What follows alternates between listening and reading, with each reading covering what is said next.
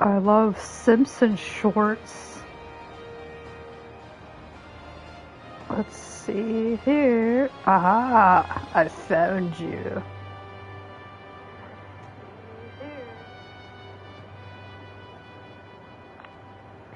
Well, excuse me while I do setup. Also, I heard a suspicious noise. What was that? Is that my dog? I don't know.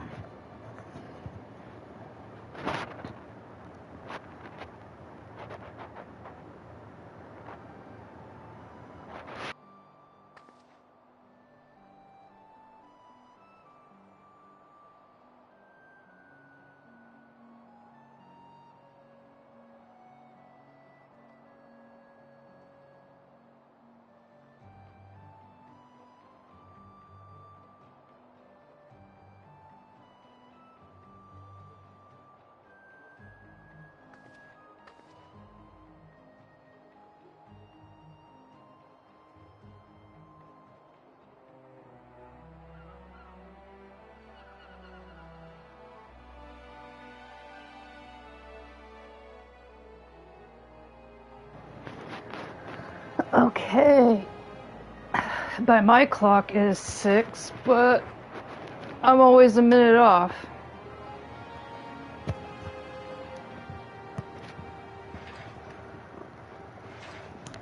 My One Piece is real. Yeah, welcome to Pirates.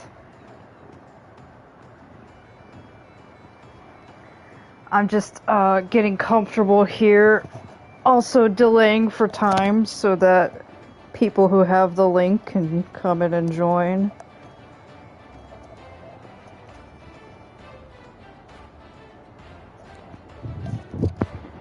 My cat refuses to not be by my side today, so if you hear little meows, that's just him being a guest star. And you have to applaud him for trying his best. He's just trying to voice act. Oh my gosh, mochi nut. So, I went to, what was it, Paris Baguette.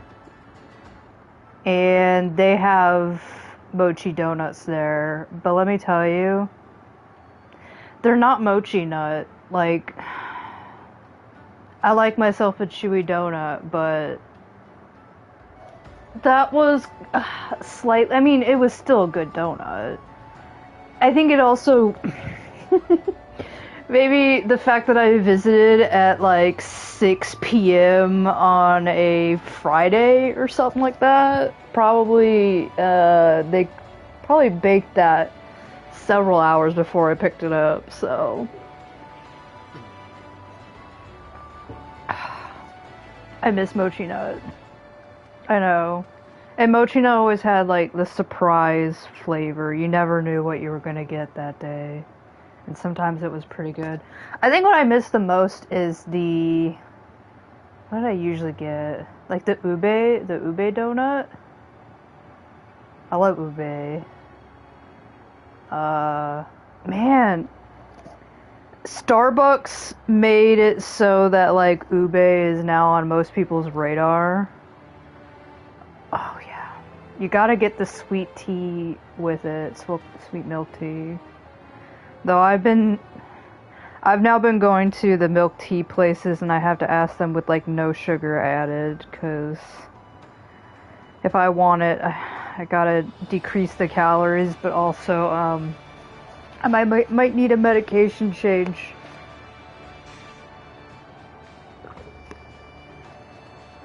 Anybody ever watching that doesn't know I have a caffeine sensitivity, or more like caffeine plus sugar. Caffeine by itself sometimes doesn't affect me. It's usually the caffeine plus sugar. And lately I haven't been doing too well. Though I just don't know if it's because maybe I'm flying too close to the sun, so to speak. Because sometimes I just chance it you know, just because I want the sugary coffee drinks that everybody else gets because they're delicious.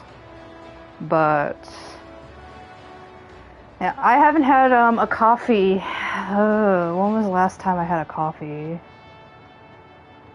I usually go months without it because usually I just can't. But I had a small episode while drinking horchata.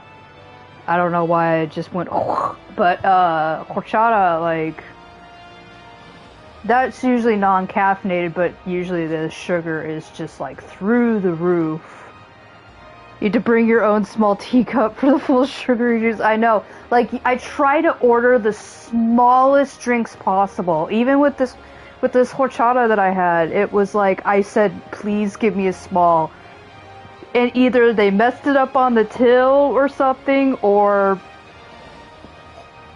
I just got the American small size, but this cup was at least a 32 ounce, if not close to a 64. I mean, it was, oh boy. But I was trying to drink it on a hot day because it has been in the hundreds around here. Hundreds in Fahrenheit. So as I'm like, you know, sweating in the 102 weather and cooling down with horchata, my watch starts beeping at me, and I start looking at it. My heart rate was close to 150. It was pretty much saying like, hey, are you working out? And I'm like, no, I'm not. But yeah, so that was the last, and I was like, I remember I took my medicine that day. A lot of times I'm just like, man, why is my heart going off? And then I'm like, oh, I didn't take my medicine. But luckily I've never had a medical emergency ever happen. It's just that I need to go sit down. One time I was on the middle of a dog walk, and because it was just so hot outside, and usually I'm trying to go early in the morning, but in the early mornings it's usually getting too hot too. Because the coolest it'll ever get is like 87 degrees Fahrenheit, you know? So that's like, ooh, so cool. But one of the people that I know, that they have, the cutest little, they have 2 white doggies. But they cannot be walked together because one is a very older dog and does the no-nonsense thing, and the other is a puppy. So they're just not at a stage right now where they can both be walked together. And this is where the hilarious part is. I saw her walking the first dog, and I'm still walking my little dog, you know, down the street, and then, like, probably 15 minutes later, I see her walking again. And I did not know at the time, but it was the different dog. They're both white little, maybe Maltese mixes? I'm not sure. I'm not very good with dogs. My sister has to help me identify dogs. So, I just thought she was walking the same dog, like, for a really long time. But no, she was on walk number 2 with the second dog. So, but I remembered her and her dogs pretty well because I was just like, oh my god, it's not even the same dog. I was like, every time I see her, I'm like, is she walking the older dog or the puppy dog? I can't tell. But, one time when I was, walking Gus, our little tiny Shih Tzu, I just couldn't keep going, so I had to just like sit down, and she came down the road and had to be like, are you okay? And I'm like, yeah, I'm just experiencing extremely high heart rate at this moment. I just need to wait for it to calm down, or else, I mean, the worst that happens is I throw up. I don't want to, so that's why I just stop. But she was very, very nice. But I always remember her because I was like bamboozled by her having nearly the same dog twice over. Alright, so we're about to begin in about 3-ish minutes. Let's see, can I summarize what happened? We got to Alamigo, not really Alamigo, we're not even close to Alamigo. We got to Girabanya, which is the lands that Alamigo owns. And we've been around in the fringes for like a tiny bit. I was also saying like half of this map cannot be unlocked until level 67. That's how long we're going to be away. We're in like what, level 61 territory. I know it says at the bottom I'm level 63. I am 2 levels above the required level placement for this part of the story, but that's just how it is. They hand out XP like it's candy these days. Back in the day, getting 1 level still maybe requires you to pick up like a couple of side quests while you're around. With the way the XP system is right now, you'll be several levels higher. In fact, that's why I pulled out Monk when we were doing Alexander, because sometimes I try to just pull out another class just to absorb some of the XP, because I'm going to be like level 100 when I'm an Endwalker if I don't do that. But anyways, so we met with the Alamigan Resistance through Lise, and they had us do a few chores. I mean, it's like 3 hours of that was just us doing stuff for the Resistance.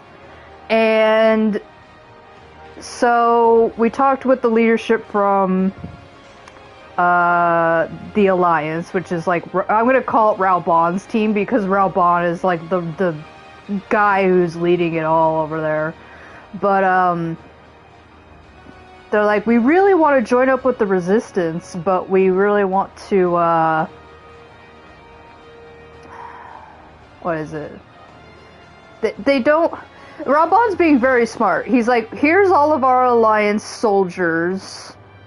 Let's not just march all the way to Alamigo and make everybody think that we're an invading army.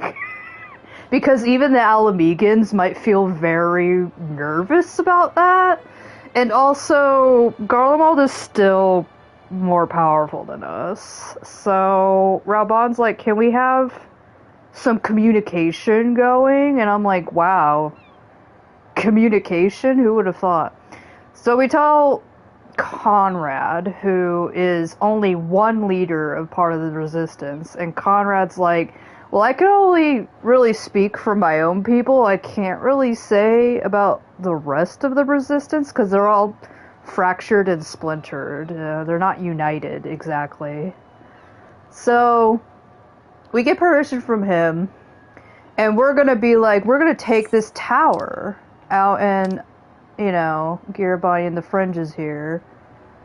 There's this tower, Veladina, and they even say Castrum or Castellum, and they get me confused.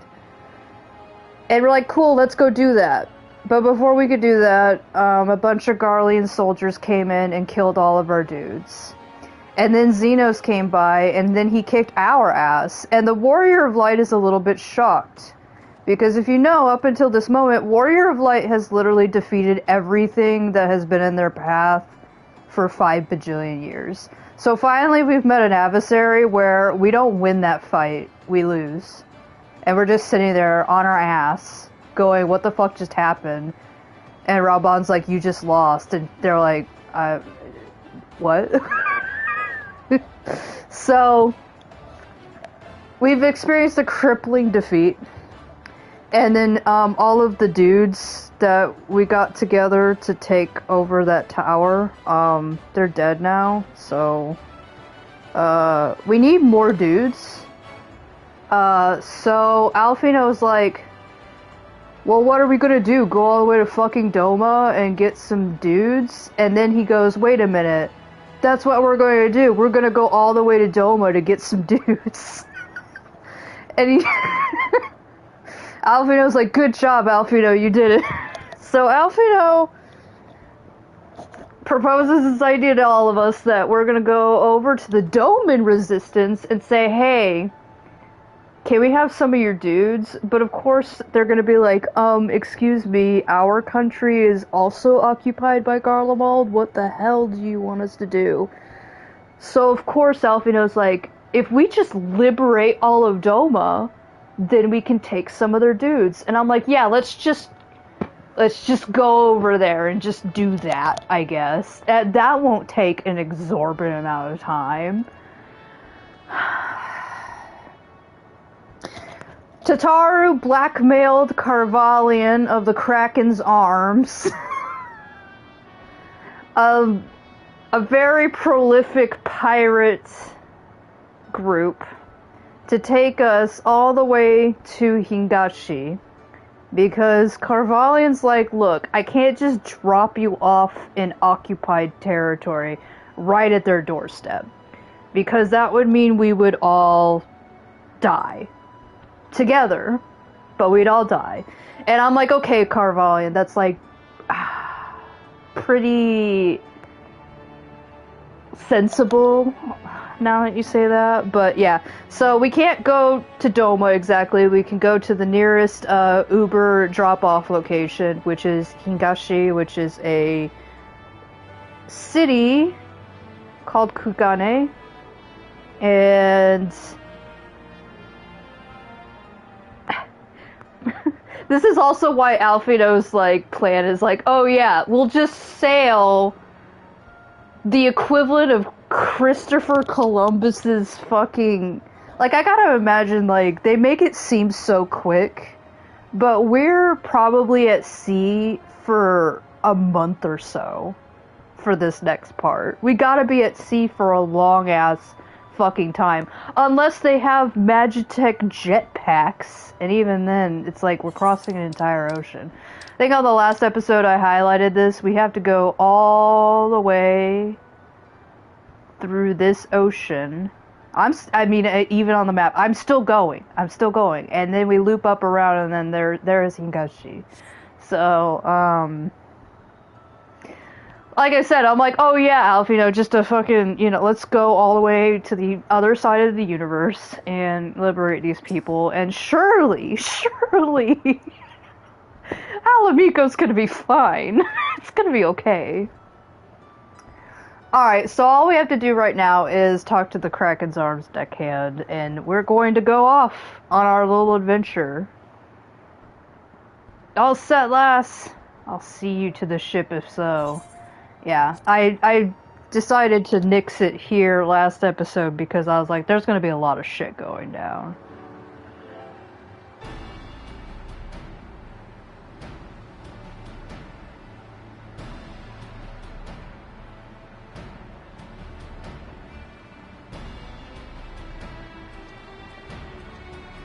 Oh, it's 12 be praised.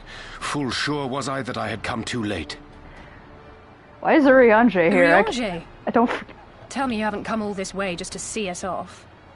He wanted to give us lunchboxes and snacks. Nay, my lady. Ere you quit these shores for eastern climes, I wished to share some words of seeming import. Oh god. Everybody prepare yourselves. Look ye where the sun doth rise. See crimson embers, darkening skies. Look ye where the sun doth fall. See azure lost amidst the squall. Thank you, that helped none of us. Well, that sounds suitably foreboding. Another one of your prophecies, I presume? Of far eastern origin, aye. It is mine earnest hope that this ancient wisdom may serve to guide you on your journey. For what dangers lie in wait for you upon those distant shores are yet beyond my knowing. A parting gift befitting your roundabout ways. Thank you. I have more than words for you, my lady.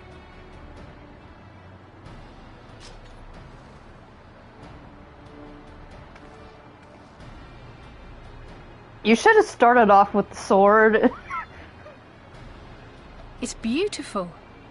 Is it for me? Though undeniably powerful, your ethereal blade taxeth you greatly in the wielding. Not so this rapier, which shall serve you just as well against all but the most formidable foe. Impressive. It feels as though it's attuned to my ether. I shall treasure it. Honored guests, say your farewells, for the moment of our parting draws nigh. A fair wind blows, and I mean to follow it. My god, Carvalho actually is voice acting. It would seem our ship is set to sail. Pray give my regards to Thancred and the others. And take care.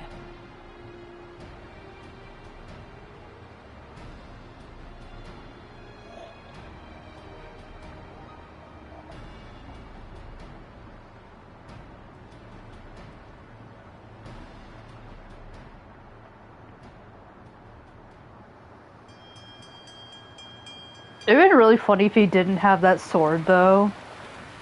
Just Urianger being extremely autistic, being like, wait, hold on. Let me get you one of the many prophecies I have read in some Nostradamus book or whatever. And then I'm going to leave. Like, if he just dropped, he's like, here's some cryptic words. Alright, bye. And then he left. Like, that would have been hilarious. He's still... The notes for that scene, it's like, okay, I want you to showcase the boat. Okay, the boat's leaving. Now pan back to Urianger. Okay, yeah. Go back to the boat. And then just like one more shot. Like a little bit of a far shot of Urianger. God, to just have a kernel of the animation notes for this game, I think I would die hot, like, very happy. A fine day, is it not? Fair winds and following seas. The Misery is enjoying herself. I forgot his boat is called the Misery. Nevertheless, it would not do for you to spend the entirety of our voyage above deck. Let me show you to your quarters.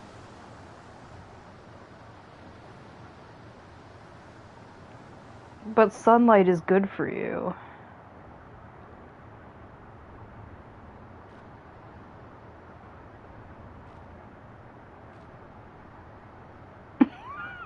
Urianger was not waving. He just stood there, his hands at his side, just staring.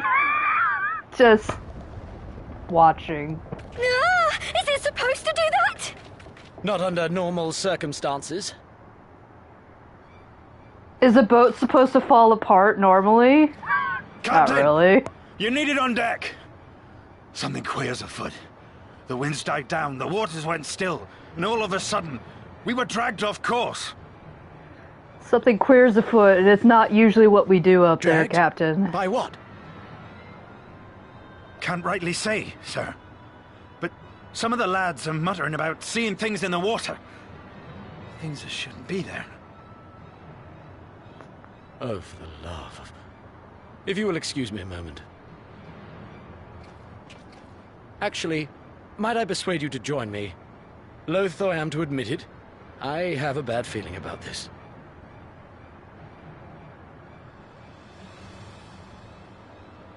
It's like, loath I am to admit it, it sounds like main character things are happening up here. Oh, this is a bit creepy.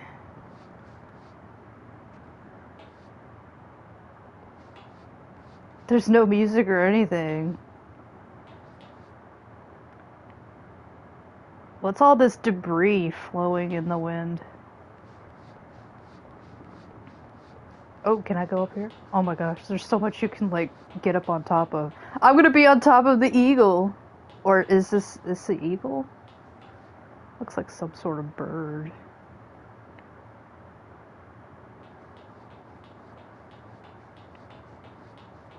Yorva's like, well, the fact that you can't see anything at all and there's no music other than just ambient wind noises. And Carvalho's like, do you regularly hear music? This ain't right. This ain't right at all. I can't see in front of my face. You know, I wonder what the One Piece crew would have done at this moment. Most odd. Or odd, most odd. Well, do you have any idea what's going on? He's like, well, we can't see shit, that's what. No, as the man said, despite the absence of wind and current, the Misery is somehow being pulled off course. Well, why not fire up the ceruleum engines you have hidden below? Okay, so when I made that joke of, like, unless you have Magitech jetpacks, I forgot that they probably do have Magitech jetpacks. That is 100% a real thing. An excellent suggestion based on knowledge you should not have. Oh, Carvalion's like, I know I have illegal jetpacks installed on this ship. You don't say that out loud, Alfino. Alas, our engines appear to be malfunctioning for reasons that escape my engineers at the present. I'm telling you, Captain, it's them things the lads saw. We're being carried by sirens. Things? I don't suppose I could convince you to attempt something more descriptive. An adjective, for example. My god, Alfino, can you stop being a rude little shit? Sea wolf superstitions and fairy tales, not more. But if you must know, the things which he's so reticent to name are the souls of deceased women said to lure sailors to their deaths. Preposterous! Women? Existing? Meanwhile, his sister's looking straight at him. Yes, indeed. If it's neither the sea nor the weather which is responsible, then it is probably a predatory entity of some sort. Perhaps a siren or some such. For all we know, it could be a fellow spice trader employing magics to seize and plunder passing vessels. Regardless, we have but one recourse. To let the current take us where it will and deal with whatever we find there. Yorva's just like, yeah, I'm here to be... Alvino's like, I don't want to be on this adventure. Wait, I forgot, is this the one where he's like, oh shit, I hate it here.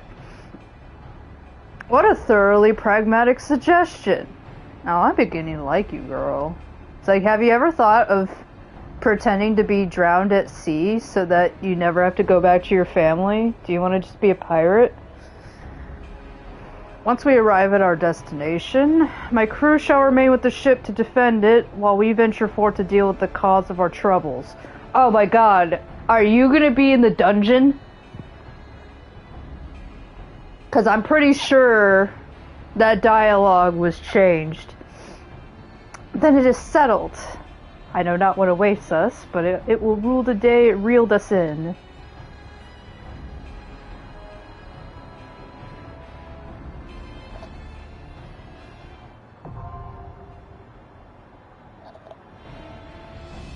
Carl, this is Thriller Bark intro.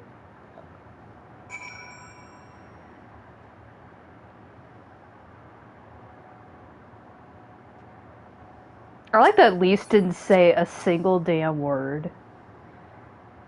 I'll make sure Tataru stays below deck until we know it's safe. Lise, are you not coming with us? Sanji would be so excited for the sirens. Yeah, we do have sirens in this game. They're not the fun kind. Alfino was terrified of ghost stories as a child. I'm glad to see that some things never change. Yeah, this is where it's revealed Alfino really hates playing Phantasmagoria or whatever. Why are you looking at me like that? I am as calm and collected as ever. Carry on. Alfino does not like ghosts. Alright, who is it? Fuck it.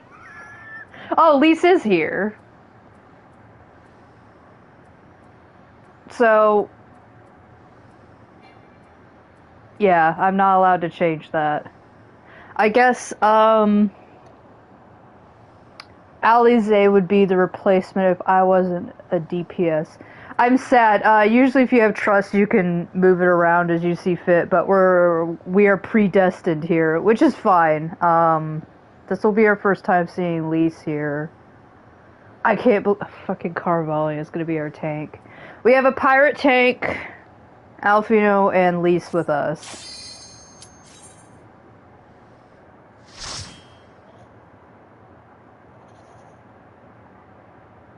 I'll still miss Progorogo though.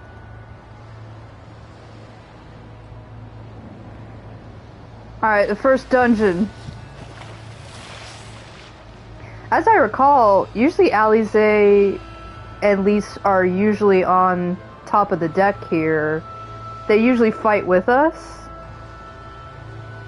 If you're in a player-based whatever, but I don't know how they've changed it now.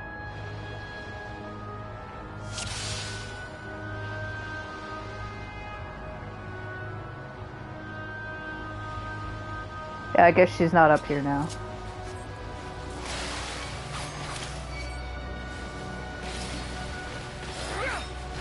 So our first dungeon of liberating countries and whatever is a spooky pirate island.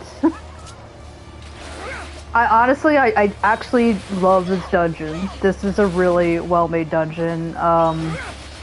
I remember when I was playing it, I was like, I was not expecting the first dungeon to be Silent Hill horror. We, like, can't see anything as this boat approaches the island, but... Here it comes! Luffy would want to eat one of those. The Banshees?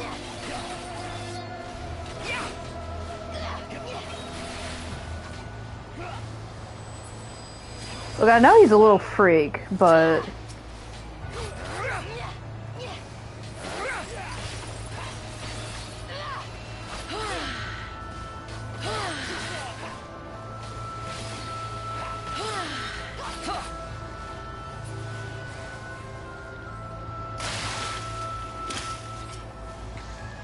Even more of them. Will I be able to reach all of them? Okay.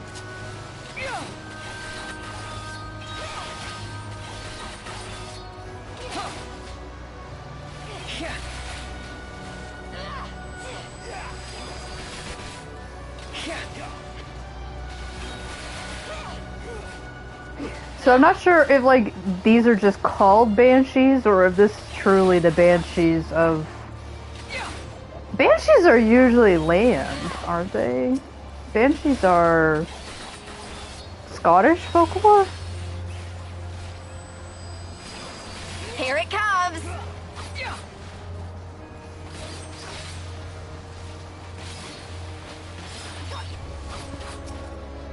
I also like this dungeon quite a lot because it introduced this concept of being kind of like on a floating platform, moving through space. It's all just an illusion. Like, this boat is actually stationary.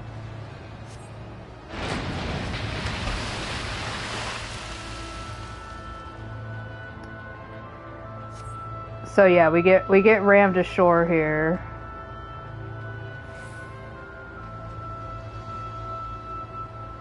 Lise says if we can punch them, we can deal with them. Honestly, guys, Lise is a really great character. I don't care how poorly they wrote her at the beginning. Lise is fucking amazing.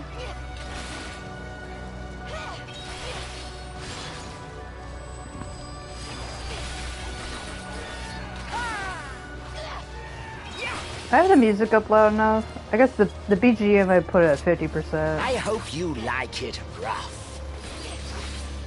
Carvalho, can we tone down? You left Ishgard. Can we tone down the Ishgardian isms? Why is everybody from Ishgard like this? Why? You can take the man out of Ishgard, but you can't take Ishgard out of the man.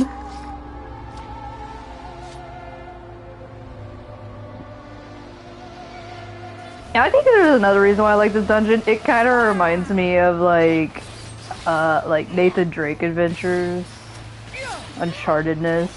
In Uncharted, there's always like some sort of haunted pirate ground, you know. So we're in what we would call, I guess, a ship graveyard. I do not know how old some of these ships possibly.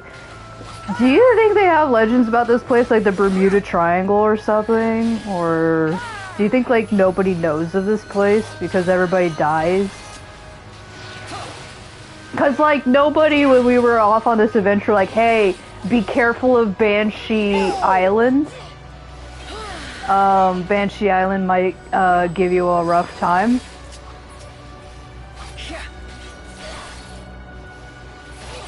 Like, this truly is Uncharted. We could be the first people charting this place.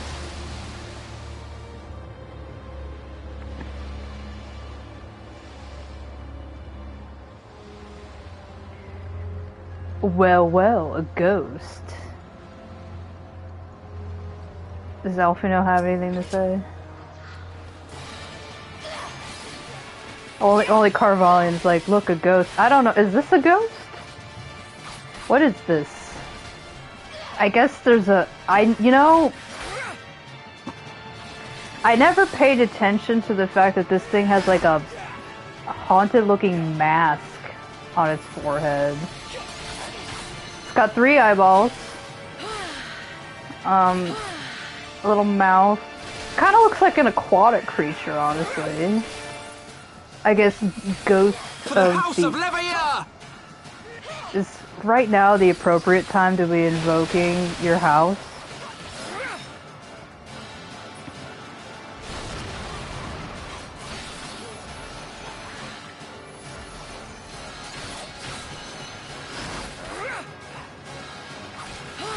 Also, I know he means it like as in household, like the household of Levier, but I'm like, you're not really nobility, your family's fucking rich. Which, you know, that's kind of the same thing.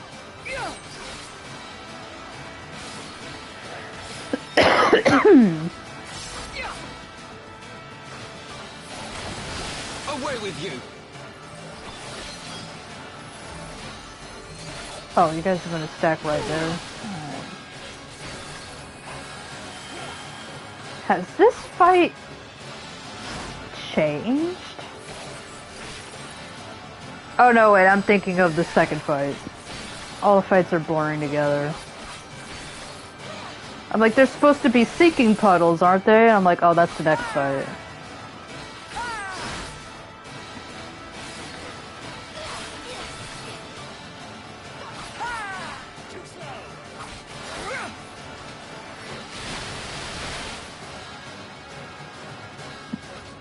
I don't know whoever did the voice acting for Carvalian. Let's just say that guy does not he does not get the opportunity to have voice lines ever. He's a bit character. Like, he's not just side character, he's just some guy. Until this moment where he's important. But the voice actor for Carvalian probably got called back like years later after the fact. And they're like,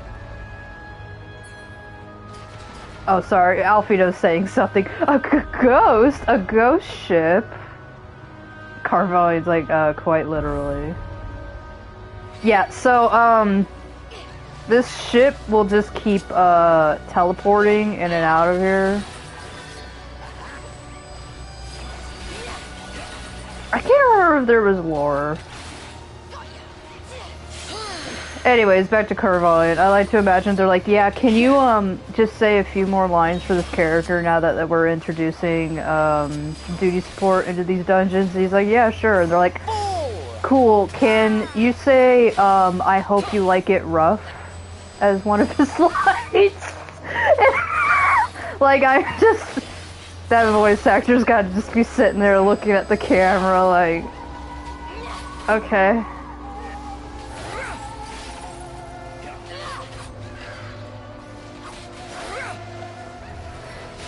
I hope you like it rough. It's like he knew I was talking about it. I'm trying to think... I think ghost ships are really cool. Going to find Brooke the magic skeleton on this ship. Or the musician. The magic musician. I'm sorry, who... Brooke the musician skeleton ship.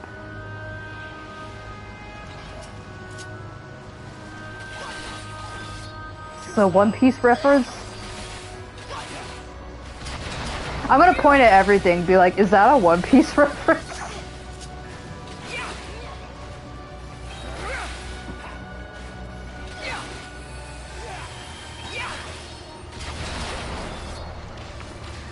Also, if you're wondering what's going on in the background there, he's the skeleton for One Piece? Is that their resident bard? Look, I know they got Chopper, they got Sanji, they got Zoro, they got Hot Chick, number 1, number 2. Yeah, I'm gonna need some flashcards.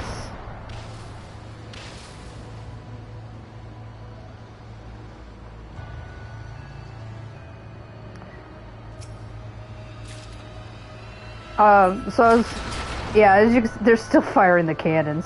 That ghost ship will fire cannons at you while you try to beat up shit. I like the little scale detail on this. Oh, it's made to look like kind of like a mermaid tail or a fish tail, maybe. Nami and Robin, I know, I'm sorry. I did remember Nami's name, but I couldn't remember Robin, so I was like hot girl number 1, hot girl number 2.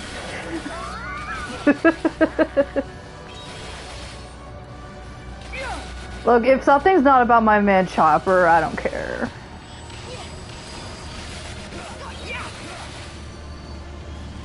Chopper's my favorite.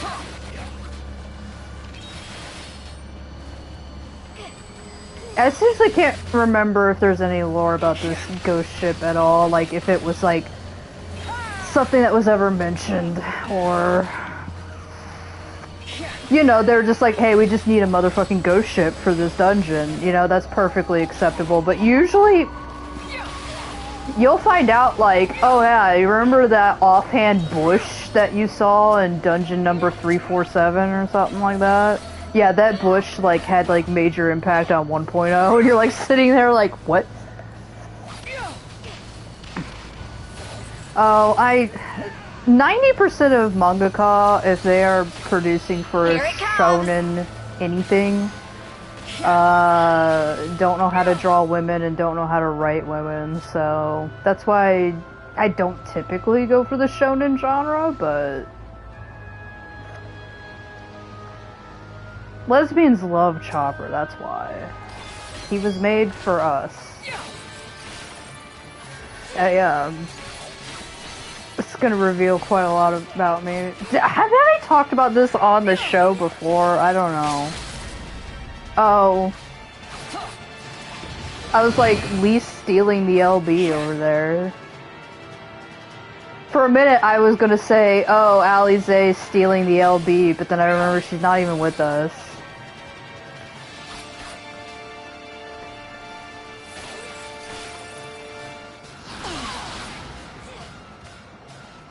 But, on the subject of Chopper and, queers liking tiny little guys, oh yeah, I was supposed to go away.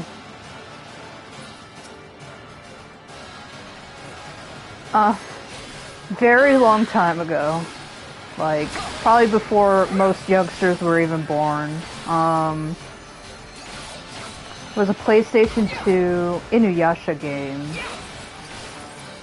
that me and my sister were absolutely obsessed with, because Inuyasha was like, if you were a kid in like the early 2000s, like Inuyasha was very likely your very first anime, you know? There was Pokemon, but Pokemon was called cartoons. But we owned this PlayStation 2 Inuyasha game, and part of it, with you being main character, it was kind of like a semi-dating game, a little bit, where you could possibly like romance Inuyasha himself, Miroku, Sango, depending on what, they weren't queer friendly back then, in the early 2000s, but Away with you. there was another option though, where you could hang out with Shippo. And when I played the female protagonists in the Inuyasha game, I just really liked the Shippo arc. I wasn't interested in dating Miroku or Shishomaru or anything like that. I wanted to hang out with Shippo. And that's why I say characters like Chopper, they're made for the lesbians, because when we don't want to date any of the crusty men that they were giving us, we're gonna pick the cute little, short, stout character. Does Chopper, like, count as cute? He's cute, right? Like, I know he's a little bit, crude sometimes. Mostly what comes out of his mouth. But he's still like... I hope you like it rough. But Ryan, can we stop it with that line? We got it. We got it the first couple of times.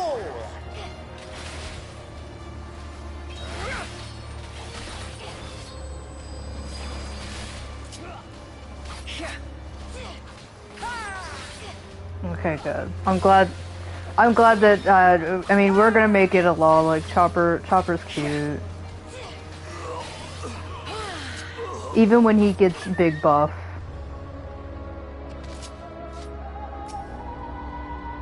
I'm a big buff baby. Can I sing that entire song without this video getting flagged?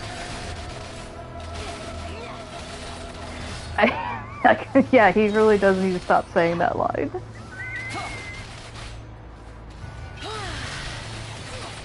I mean, the more feral Chopper is, the better he is for all queer folk, honestly. We love a feral little guy. Like, Shippo was a little bit feral, but he could have been more. Like, all he did was, like, bite Inuyasha's arm or whatever. Like, go fuck wild.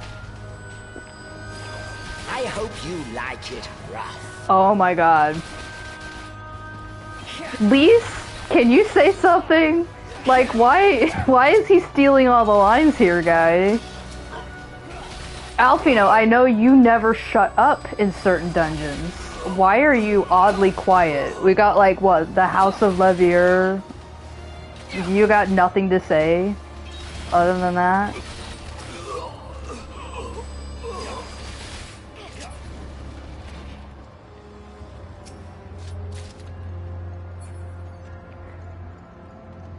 Oh yeah, this environment, Carvalian made a comment earlier. Oh gosh, what's sticking out of the wall? Oh. Why does this guy sound like a shitty librarian? I don't know.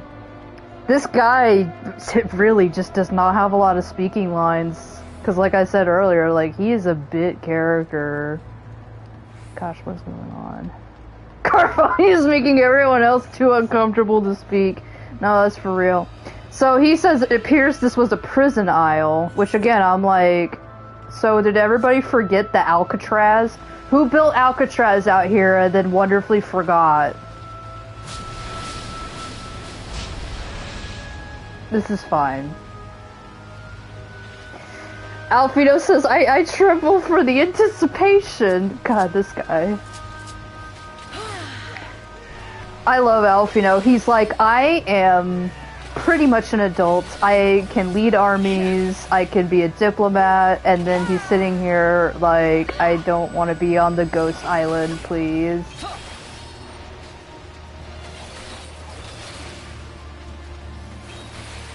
It's one of those moments that you're like, ah, yes, he's still 16, okay, guys.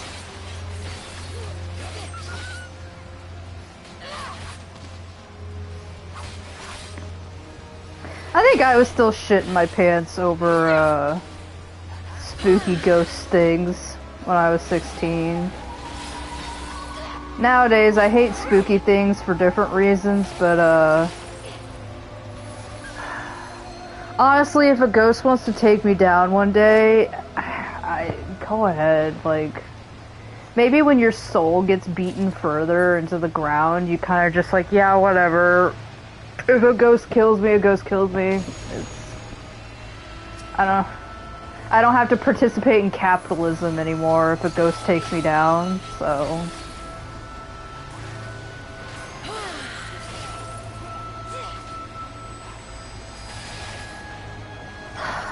My question, this guy casts something, usually a tank or melee or something like that, has to interrupt. What are we doing in this situation? It's not the spell Dark. I think it's, oh yeah, Seductive Scream. Here it comes! Carvalian is a good tank! He interrupted it. Oh my god.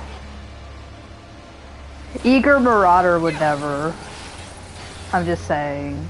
I was just, waxing, a gushing over them in what, Baelsar's Wall at the end of Heavensward there. I was like, my eager people are back.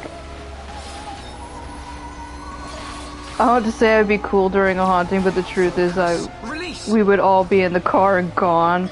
I mean, yeah. But in this, like, economy, where the heck are you gonna go that you could afford another place to live in? I think I just let the ghost eat me.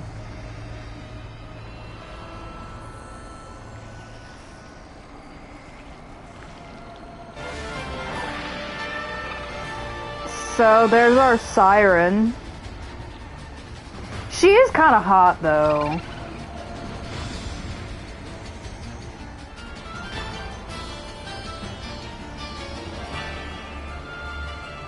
Lorelei, or Lorelei. Is that the ghost of a siren? And the source of the legend would seem. Alright, so...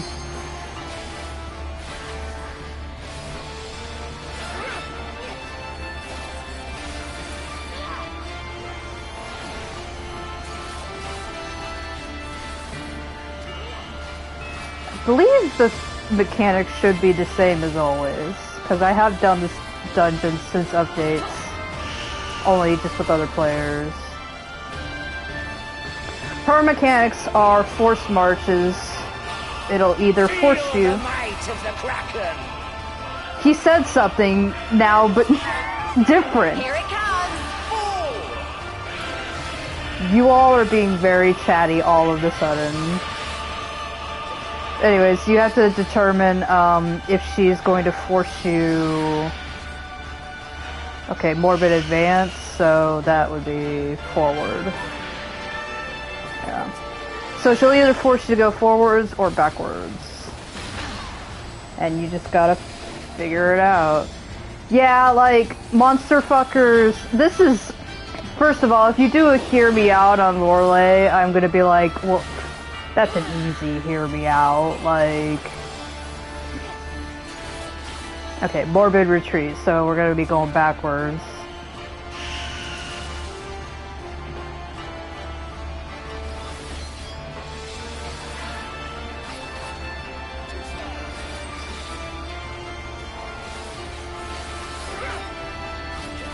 This is, what is it? Monster fucker, but on easy mode.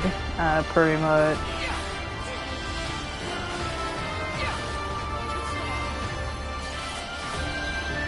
Oh, advanced? Crap. Do I have enough room from here to here?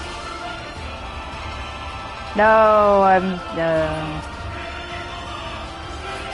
It's okay, Alfino has me.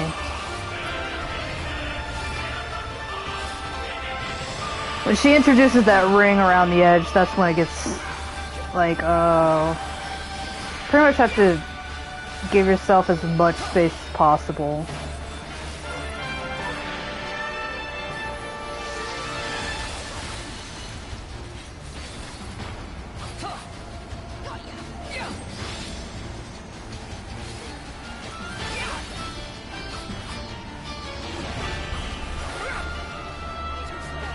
Also, the boss music, I made mention of it.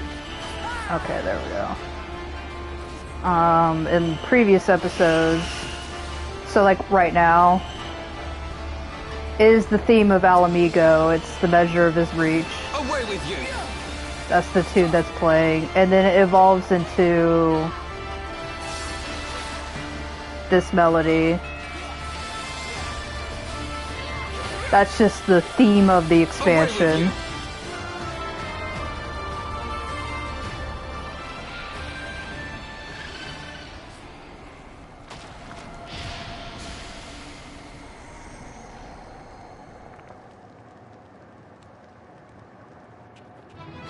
And suddenly the rain has stopped.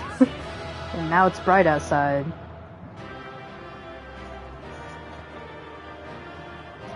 Hi, Alize. I love it when the people you don't take on an adventure just have to, like, rush their asses up here. You all are talking to me all at once. Is anybody saying anything funny, though? Mostly they're just like, that was scary! That was a really creepy adventure right there. Ooh. Some of those are really nice weapons. While they're not very powerful, they look cool.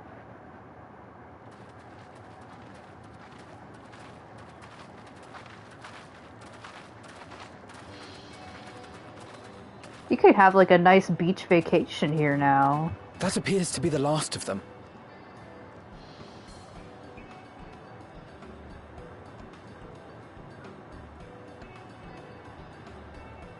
Word from the Misery. Repairs are complete, and we may resume our journey without further delay. I swear, if I never hear another ghost story, it will be too soon. Hold on. Carvalian sounds like Xenos almost.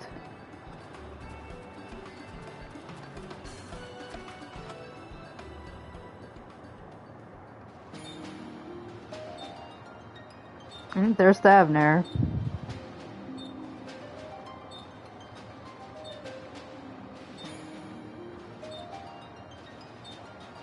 Oh my god, Carvalian's almost my age.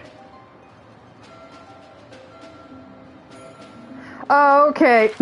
That's why I was like, he sounds like the same voice actor for Xenos also does him. Oh god, they had to call back Xenos. The smell of the salt and the crash of the waves as we drew closer to Kugane.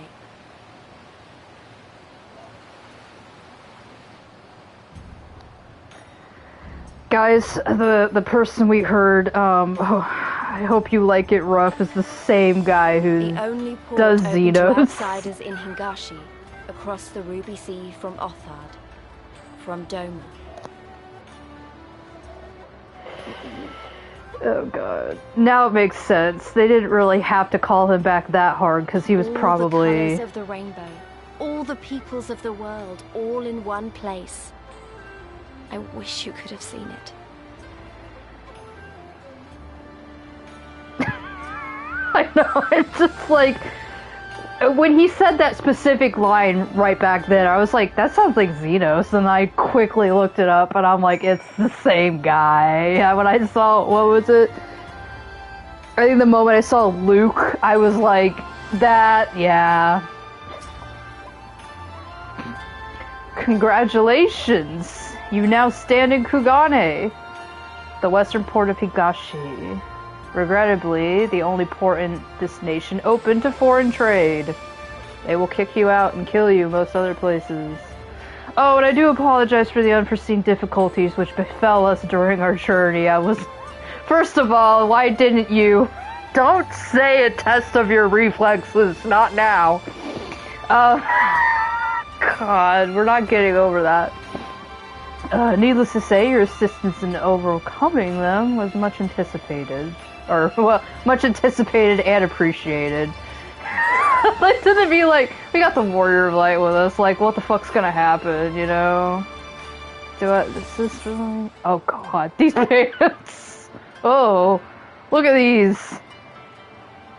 Why are they giving me chaps? You know what, I'm taking the chaps. It doesn't matter at this point, like... None of that gear is... I forgot that Tataru is with us. Tataru was on that boat the entire time as Carvalho was like, I hope you like it rough. Glad though I am to have arrived, and I don't want to hear Carvalian ever say that again, I would remind you all that we are far from home, with limited resources at our disposal. I also want to announce that I ate the last pudding cup, so you're going to have to get your own pudding cups. Duly noted, brother. That was supposed to be mine. I shall take care not to enjoy myself. In any event, Doma is our final destination, and our first order of business should be to secure passage there.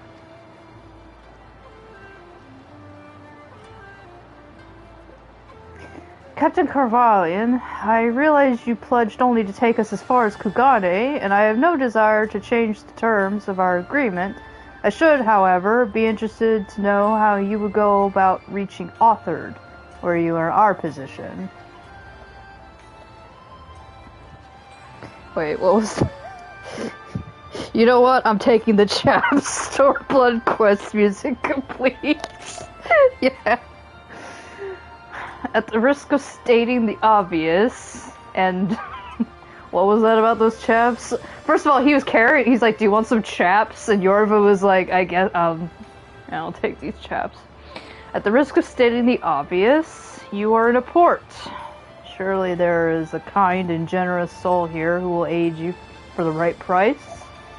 You cannot be the first travelers seeking passage to Doma. Probably the stupidest ones, though. The captain makes a good point. We are stupid. 'Tis like that Yugiri and Gosetsu were forced to come here for the self-same reasons we were. They must have found a way to Authard, assuming they are not still in the city. Ere we seek passage, mayhap we should first seek our friends. We have friends? Leave it to me, Alfino. Making friendly inquiries is my specialty, lest you forget, I got plenty of practice at Ishgard. Yorva's like, oh god, she's gonna do jello shots here too. Captain Carvalian, could you direct us to the nearest tavern? He's just gonna point like, it's 5 feet in front of you. Desperate for a drink, are we? I heard you about in those jello shots. You may find one in that large building just beyond the pier.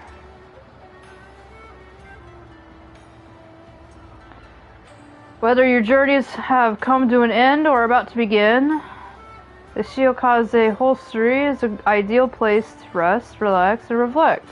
Or so they say. And with that, my dear scions, I bid you farewell. I never want to see you guys again.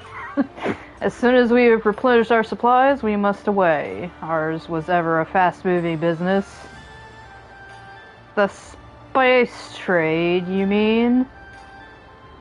But of course, surely you did not think I traveled halfway around the world and delivered you to your destination solely out of the kindness of my heart. I need to sell some crack cocaine, if you don't mind. Perish the thought. Thank you, Captain, and may the Navigator watch over and keep you.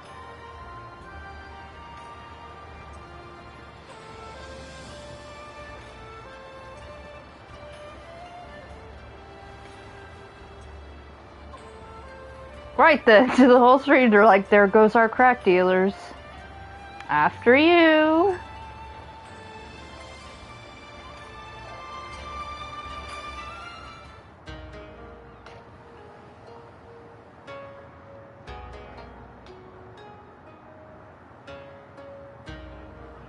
Carvallian's never gonna get past the I hope you like it rough allegations. He's just who. That's just who he's going to be now. 12? I thought Ishgard remarkable, but this... We are certainly not in Eorzea anymore. A tavern is a tavern, Alphino, here or anywhere else. Now, if you'll excuse me, it's time to do what I do best. Oh, 1,000 pardons, my lady. Ugh. I hate this guy. The signs of the 7th dawn, I presume. I hope your voyage was not too trying. And you are? A molester. Ah, yes, of course. Forgive me. Hancock of the East Aldenard Trading Company, at your service. On behalf of Chairman Lolorito, I bid you welcome to Kugani and invite you to take refreshments at our local offices. Lolorito? I was aware his interests extended beyond the borders of Eorzea, but not so far as Kugani. Regardless, I am disinclined to accept the hospitality of grinning merchants, especially those who serve a master with whom we have such a difficult relationship. My, such naked suspicion. For good fucking reason. I do hope that business with the Crystal Braves did not rob you of all faith in your fellow man. Or do you really think the chairman is plotting to drag you into another one of his grand schemes? He is. 100%. I beg your pardon? If you are trying to win my trust, you are failing quite spectacularly. Oh dear, have I offended you? Once again, I must apologize. Too much time in the Far East, you see. One is compelled to talk in circles round everything here, and one finds oneself longing for the invigoratingly candid speech of the Uldan markets. Though I see now that this was neither the time nor the place to indulge said longing. Might I suggest that we continue this conversation at the company offices? Too many eyes and ears here, you understand. 'Twould be decidedly reckless to say any more. If I may favor you with the invigorating candy you apparently crave, it would be decidedly reckless to follow a man I neither know nor trust. Give me one good reason why we should accept Lord Lolorito's invitation. Now there's the young diplomat I was told to expect. Very well then, I shall explain. You understand that you are come to a most reclusive and secretive nation, yes? One whose borders are closed to foreign trade save at this single port. Then it should come as no surprise that a great many parties have vested interests here. Merchants like myself are a given, of course, but for every one of us, you may be certain there is also an agent of a foreign government. Many notable nations and empires have embassies here, you know, including, of course, the Garlean Empire, with whom you have such a difficult relationship. To paraphrase, Kugani is teeming with Imperial spies, one or several of whom could now be listening to our every word. Something to that effect, yes. Beneath this veneer of bustling trade, a war for supremacy is being waged between world powers. One might say we were standing on the front lines, just not in public. I still have my doubts, but he may have a point. I say we accept his invitation for now.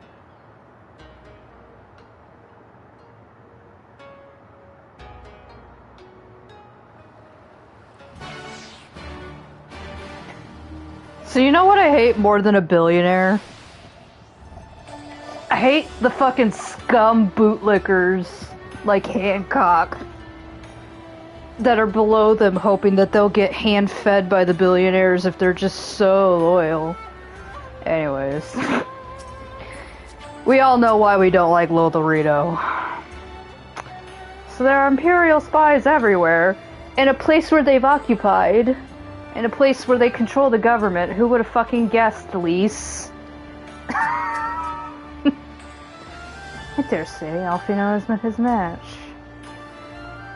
Yeah, except one's a sleazy fuckhead and the other's actually a humbled 16-year-old. Forgive me, the mere mention of the East Aldenard Trading Company is enough to... I am fine. Truly. You need not worry. Yeah, first of all, when Alfino's like... the guy who controls the East Aldenard Company... Like, what do you think the East meant? I don't trust him one bit, and neither should you. Yeah, so, the enemy of my enemy is also my goddamn enemy, but whatever.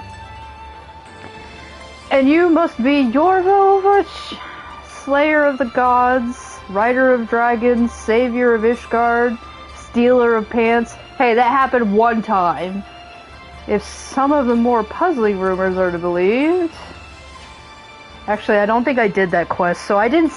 That's a false fucking rumor. I did not steal one man's pants, elderly or not. I knew it. May I say what who else could be the fucking Warrior of Light, Hancock? Anyways, may I say what an honor and pleasure it is to make your acquaintance, my lady. I just know you and I are going to get along famously. Nuh-uh. I believe Ziaya probably like spit in his drink or whatever at one point. Now then, without further ado, allow me to escort you to the company offices. This being your first visit to our fair city, I shall make an effort to point out various landmarks along the way, if you would be so good to follow me.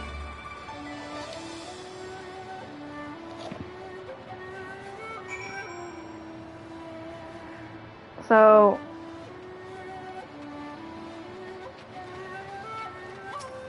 the other reason I don't like Hancock is, like, he's like, I don't see why you would have any problem with me, even though, we traumatized Alfino with the whole Crystal Braves thing.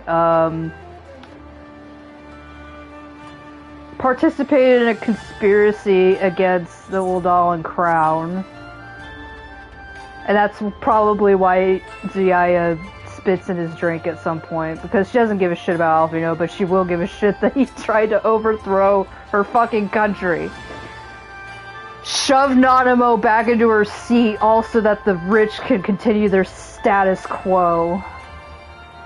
Everyone, if I could have your attention, please. We are now standing in Tenkonto. Loosely translated, the name means Fire of Drifting Souls. I can't translate that myself, so I guess he's correct.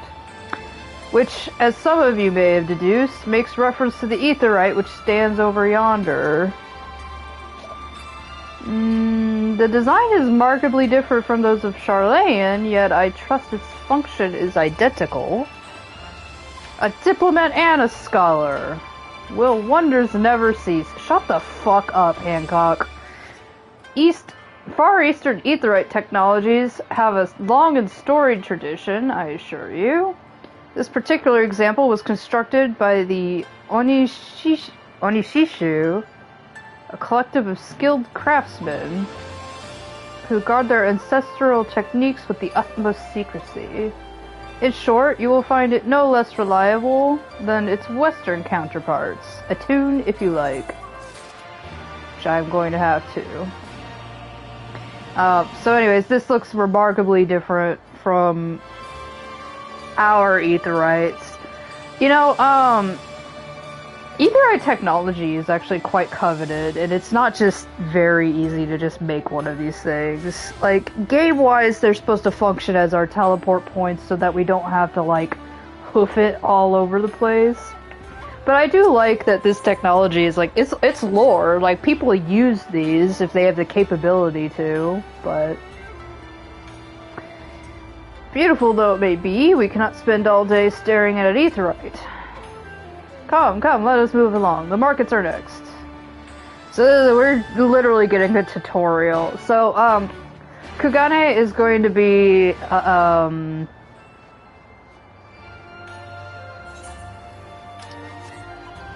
it's gonna be, what am I gonna call it? The market hub? It's one of the hubs where you can get an actual market board. There's always two hubs in the expansion, one with a market board and then one where you spend all your tombstones at. We have arrived at the largest shopping district in Kugane. Kogane Dori.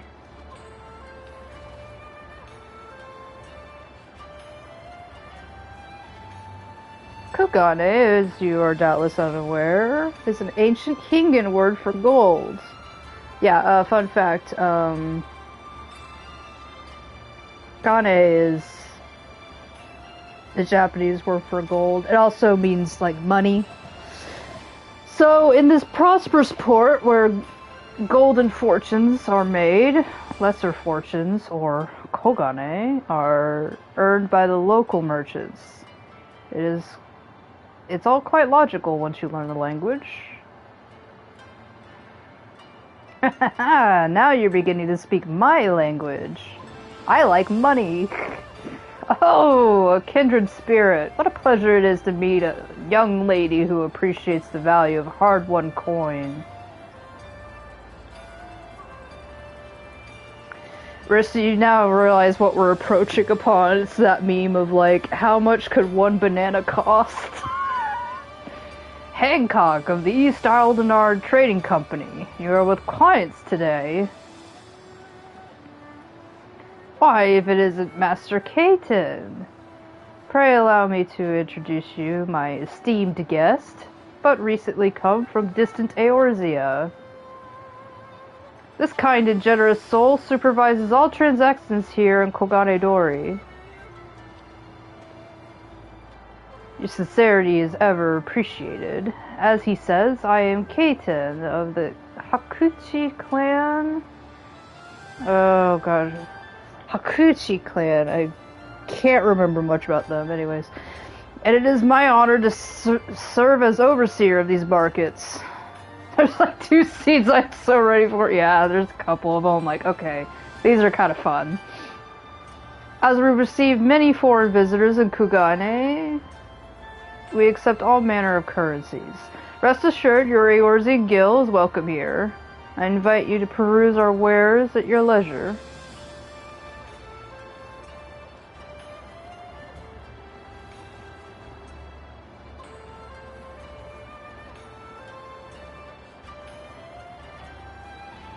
Arms, armor, foodstuffs, potables? You mean potions? Here you will find all of them and more.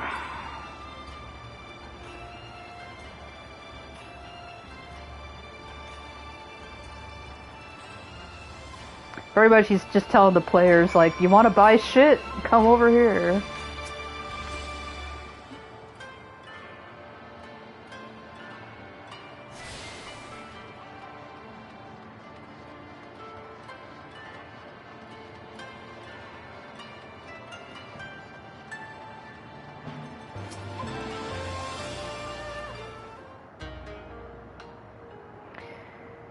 If we may pause here for a moment. That, Simba, is the Badlands. You must never go there. This road leads to the Injingai, the district in which Injin, or foreigners, are permitted to reside. So, it would be Gaijin in Earth language. Would this also be where the foreign embassies are found, including that of a certain empire, which we will not name? Precisely. So you see, it would not be at all unusual to cross paths with one of our Garling cousins here. With this in mind, I would encourage you to choose your words carefully. We would not want any physical altercations. After all, such spats are strictly forbidden. The Seki Segumi punish, so he might explain that later, but yeah, the Seki Segumi punish breaches of the peace quite severely. I have seen foreigners permanently exiled for a single violation, though, to be fair, this is not common. More often than not, they are executed on the spot. What? Cut down then and there? You're joking, right? Would that I were, but alas, these samurai are a humorous lot. I recall one instance when a foreign merchant in his cups dared lay hands on a Hingan aristocrat in front of a sucky. I want to call them the Seki Segubi. Samurai cut him in half with a single stroke. Yorva's like, oh, I could do that. I learned that. Okay. I don't even want to think about that. She's like, please don't show me. So, as you see, it would behoove you to behave. Failing that, we may be forced to part ways with one another, or you with yourselves in the manner of the late Taleji Edeleji. That joke was done in very poor taste. This is also why Hancock is a fucking cuck. In fact, I believe I called him Hancock for a while.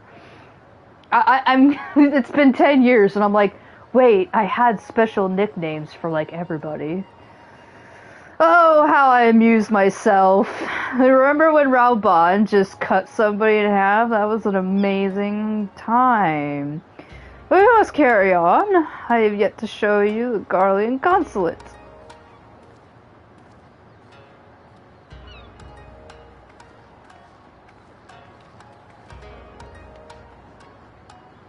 We're all like, okay, we're still following this guy, right? Like,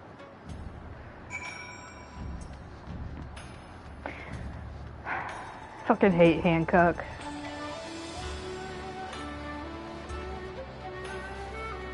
I wish Hancock was introduced and then like we did not have to hang out with him. Like, I really wish he was actually an adversary. I wish he was like somebody we had to go up against. This, as you may surmise, by the iron gates and blackness, it is the consulate of you-know-who. Mark the guards at the gates. Are their uniforms not different from those you've seen in the West? Why, yes, they are. Were you to travel far and wide, you would find that many such variations exist, often inspired by local designs, all of which goes to show that even a massive empire seeking to rule all of creation is not without its artisans. Ugh.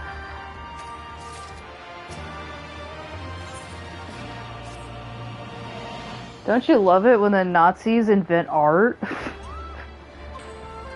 After they culturally appropriate the countries they take over.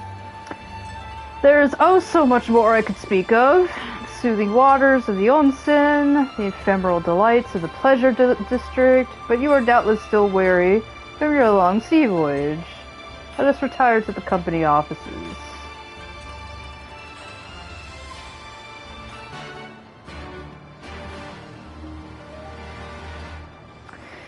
I brought Hubbard-Yan with me. He's just been floating behind me this entire time. Because I've been still working on Yokai Watch stuff. Just thought since the event was open, I'd just do some of it with Yorva. They have new stuff for the first time in forever. They have like a... I call it like a framer's kit and some housing items now. Oh gosh, I don't like that they bowed at the same time. At long last, we arrived at our destination. May I present to you our humble offices? Humble, he says.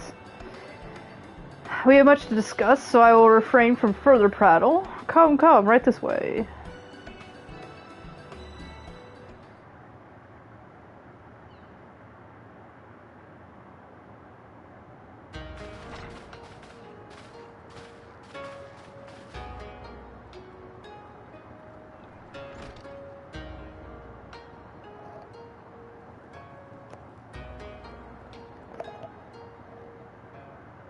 There's even a miniature gold statue. Our thaumaturgist took great pains to ward these walls against all manner of surveillance.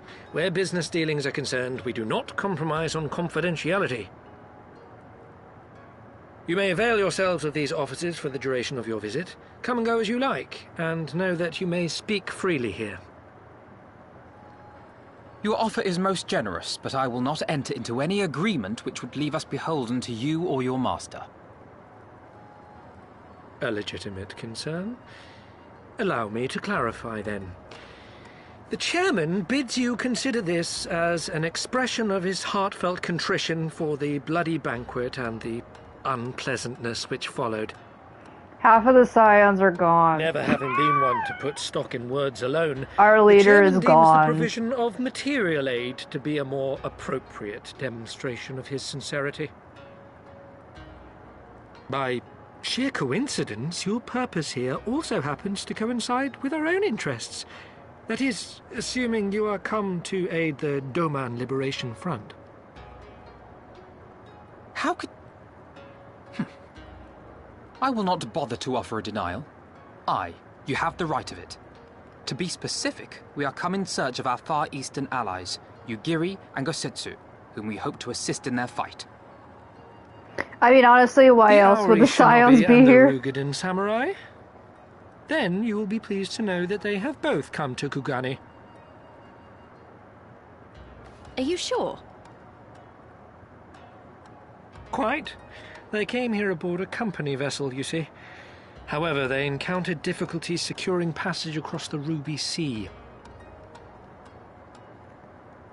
The Ruby Sea? Sorry, I've never been any good at geography. Forgive me. This calls for a map. Lise was like, sorry, I've never actually looked at a map before. This will be Lisa's first time looking at a map.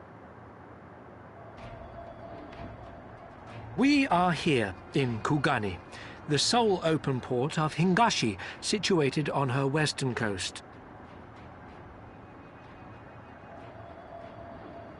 Doma, meanwhile, is here on the eastern coast of Otherd in Yansha. Therefore, if your friends are to reach Doma, they must first cross the Ruby Sea. Alas, this is easier said than done, as the Ruby Sea does not fall within the dominion of either Hingashi or Doma, being controlled since antiquity by a third party, namely the Confederacy. Also a name for pirates.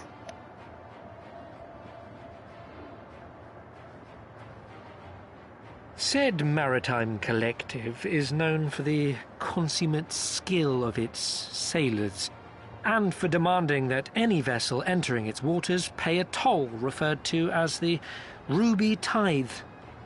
In exchange, the Confederacy's vast fleet guarantees the safety of those who travel within its territory.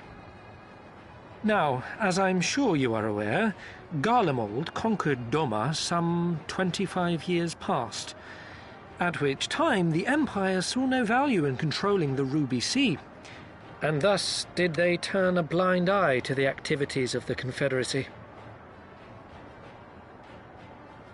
The recently appointed acting Imperial Viceroy of Doma had other ideas, however. She has formally condemned the Confederacy and declared that any who recognize their authority shall be branded enemies of the Empire.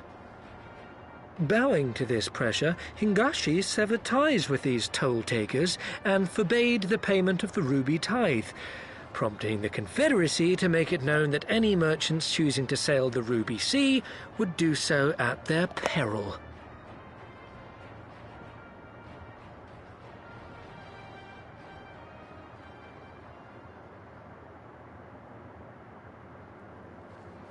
No wonder they struggled to secure passage to Doma. What captain would risk such a journey given the circumstances? I am told your friends were not so easily deterred from their course, but I know not whether their persistence bore fruit. I say we follow in Yugiri and Gosetsu's footsteps and attempt to secure passage to Doma for ourselves. We will need to cross the sea in any case, and we may learn something of their whereabouts in the process. And should we find that they are still in Kugani, we can make the journey together. In that case, I have some information which may be of use to you. No quid pro quo, I assure you. The chairman was most insistent that I aid you to the best of my ability.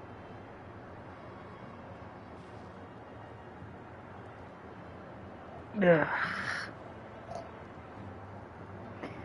Like a sleazy car salesman. Like, he's helping us out, and Lolorito is like, yeah, remember how a bunch of people died, you know, because of Lolorito, well, because of Teleleggy, but also because of Lolorito. He's just like, here, you can borrow my offices. It's like, oh, great. Yeah, Papalymo definitely didn't let Lise look at a map because, he's a dad that would not ask for directions. He'd be like, I know where I'm going. Though I'm reluctant to take any action whatsoever that could be construed as placing ourselves in Lolorito's debt, we must avail ourselves of what means are available. Our Alamean allies placed their faith in us, and I do not intend to disappoint them. Would you like a bracelet? No, I'll take that materia. Yeah, placing our trust in Hancock feels like slimy, but we don't really got any other choice right now. It would seem inefficient for all of us to venture out together in search of information on Yugiri and Gosetsu's whereabouts. Agreed? Agreed. We need to cast our net wider, split up and pursue all of the available avenues of inquiry. But if we're to coordinate our efforts effectively, we need to establish a working base of operations here. Indeed. Tataru would seem best suited to the task of organizing our supplies and procuring new ones. She's like, I love going shopping. While she attends to that, we four can begin our search by questioning the individuals Hancock identified. Alize and I will take those in the southern districts of the city, and the two of you can take those in the north. In anticipation of just an eventuality, I took the liberty of preparing some few sketches of Yugiri and Gosetsu during our voyage. AKA, he got bored on month 2 or whatever, and was drawing in his sketchbook.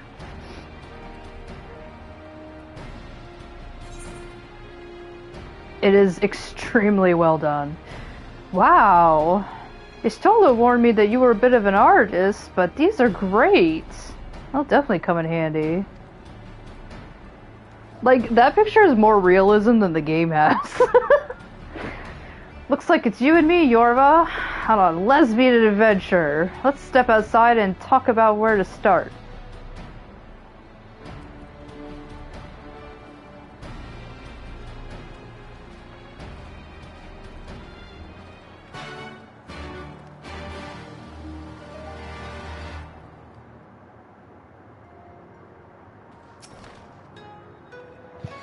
Wow, Alfino's sketches are so...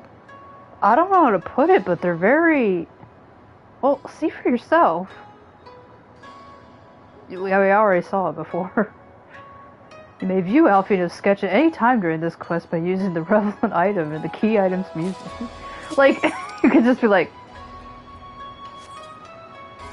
Do you just want to look at it? Just... It looks more like them than they do. It looks more realistic than we are. Honestly, he could make a living doing this. Sorry. No time for distractions. Why don't we start by visiting Karaku at the Onsen? That was it. I remember when I first got this, I was like, oh... Tsuyaya is putting that right up on the fridge. In fact, I believe after this you get an item. Because in Tsuyaya's little house that she has... Am I going the right way? In the household that I have, is that very picture. So, you know, Tsuyaya does not like Alfino or anything, but she has that picture of Yugiri and Gosetsu lovingly pinned to her work desk on the board there, and has never taken it down. Alvino must visit like 4 years later and be like, "You still have that?" And Zuyai is like, "Well, it's probably the most descriptive thing of Yugiri and Gosetsu I've ever received, so, you know, in case we ever need to find them again, I kept it." Like, yeah, sure.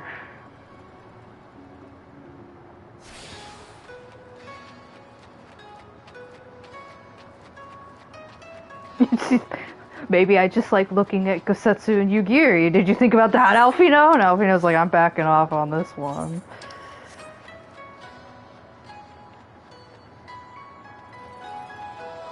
There's also like a box full of keepsakes, like anything the twins have ever given her over the years.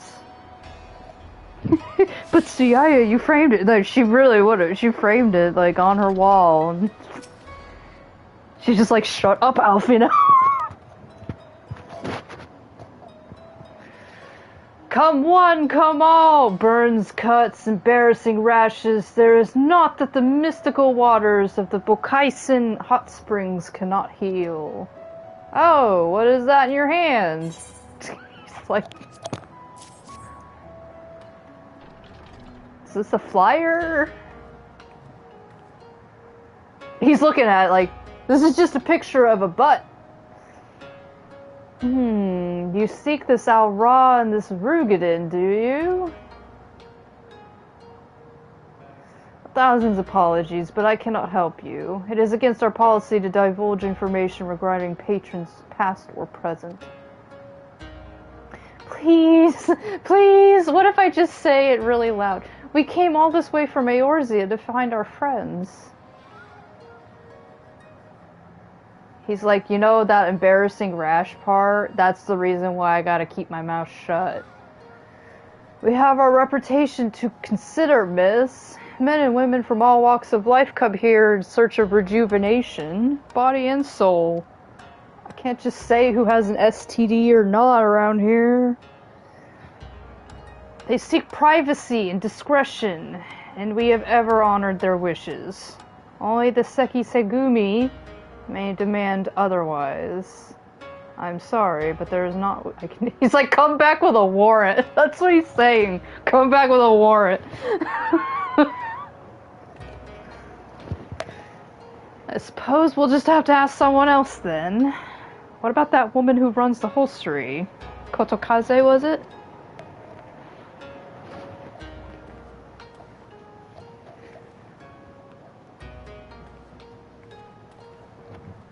What's this? All the way from Eorzea?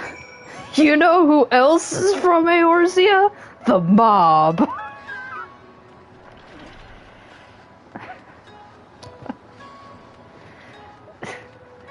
To be fair, I think more like the mob came to Eorzea. Let's see. Did I got that guy, didn't I? Okay. That guy. Got this little guy right here, right? I hit a tune.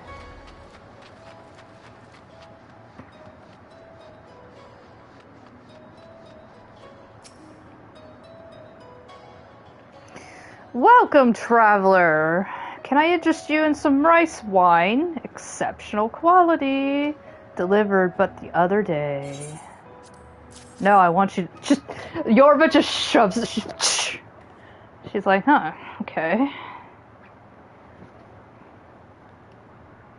Ah, an Aori shinobi and a Rugadin samurai. If I may, I would answer your question with some few of mine own. Are you a samurai? And Yorva's like, I am. What gave it away?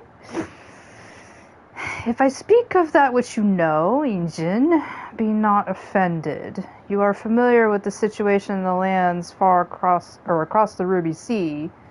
The doomed rebellion, after 2.5 decades of quiet,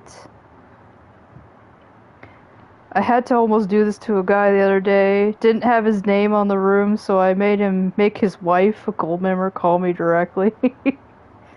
I mean, this is why you have the name.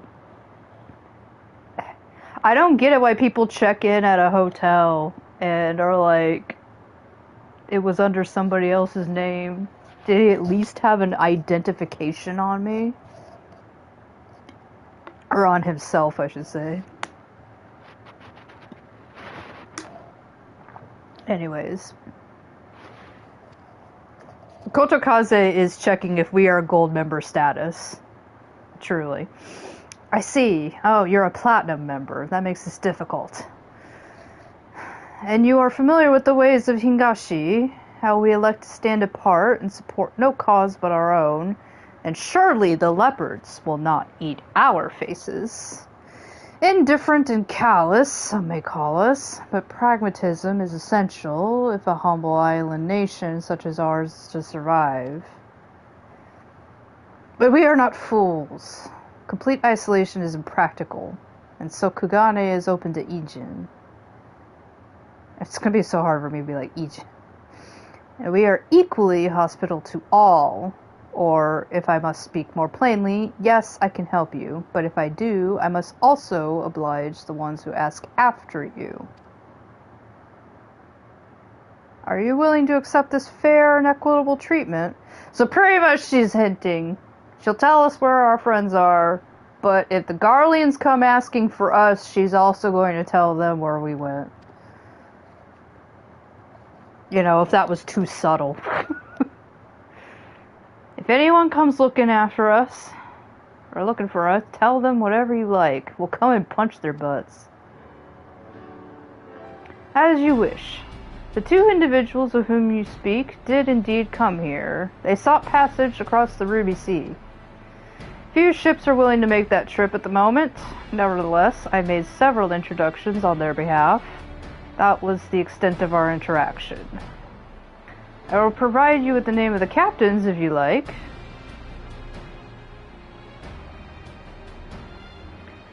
She's like, this is just a picture of a butt. Anyways, you've been great help, Mistress Kotokaze. I'll be sure to come back for that wine sometime. We would welcome your custom, miss. We should question these captains as soon as we can. You take the first three, and I'll take the rest. And then we'll meet here when we're finished. Alright? Good luck.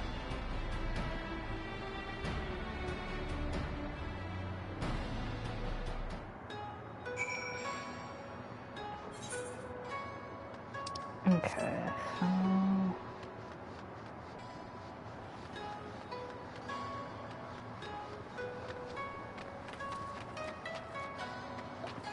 I don't know how to navigate the city half the time, so do I have to like... Oh, that's right, that bridge is all the way up there. Okay, I'm just gonna take the low ground.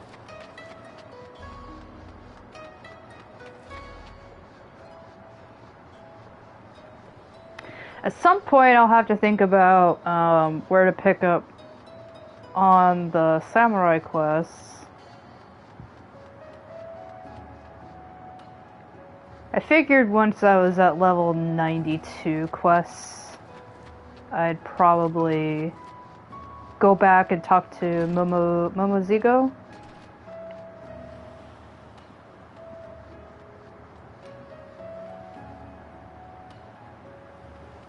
Can I just jump down there? There we go. Oh. Yorva broke something on the way down, but whatever. Ah, yes. A Rugidan gentleman did approach me. He wanted to charter a ship to take him across the Ruby Sea, the mad devil. I sent him away, like all the others before him. The woman? Nay, I know her not. Okay. An actual spice trader. Oh, this guy's from, Davner.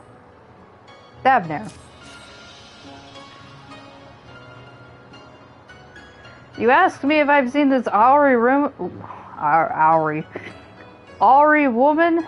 And this Rugen samurai? The woman is unknown to me, but the man is not. He was for Doma, but I could not help him.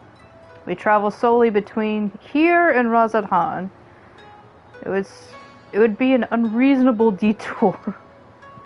What, you can't just make a little stop? A little bit of a stop there? Like, say unreasonable.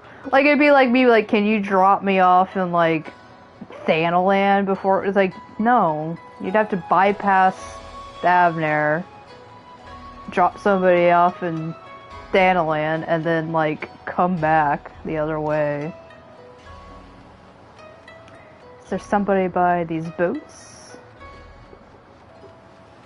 Yeah. My intuition. Yorva's like my intuition, I knew. If I went to a boat, there'd be a captain by. Passengers?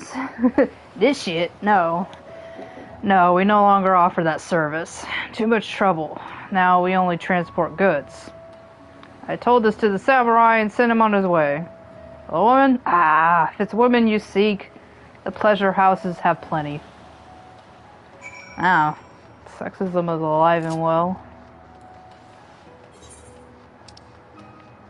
I think I had a discussion about this, but when you play a Realm Reborn, you know, Realm Reborn was like written in like probably 2009 or something, I don't know. But unreasonable through waters you aren't allowed to travel without paying a toll.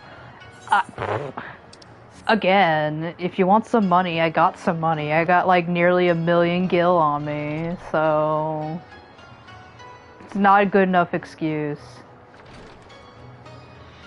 Ah, fuck, being here reminds me that there's a stupid jump puzzle and I don't want to think about it. I don't. Something about this area just makes me feel uneasy because I just remember that the jump puzzle is like right up there. And God, I hate my life.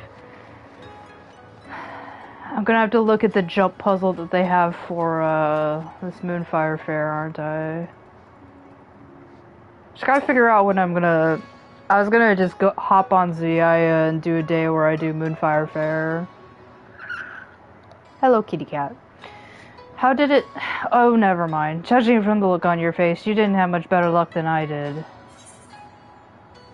She's like, do you want this framed picture of Yugiri and Gosetsu? Kitty, if you want to take a nap, you gotta go lay down. Oh my gosh, my cat isn't figuring out. You cannot lay on my phone. I need to look at that for stream reasons. I almost typed to a war-torn country, but Doma is currently forced into submission and dying. Yes. I'm not sure who's having it rougher, Alamigo or Doma. They are both facing nearly genocidal levels of oppression.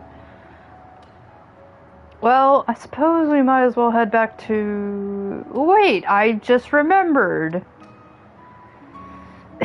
Yes, I do remember this. I remember how this quest ends. There was someone on my list I forgot to visit. Yodo.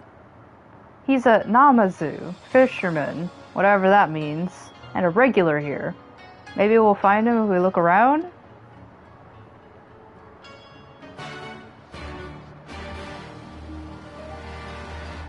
I think I remember seeing him in a little cutscene when we arrived here. Yeah, here's Gyodo. It's Chopper. I don't know. It's not. It's not even close.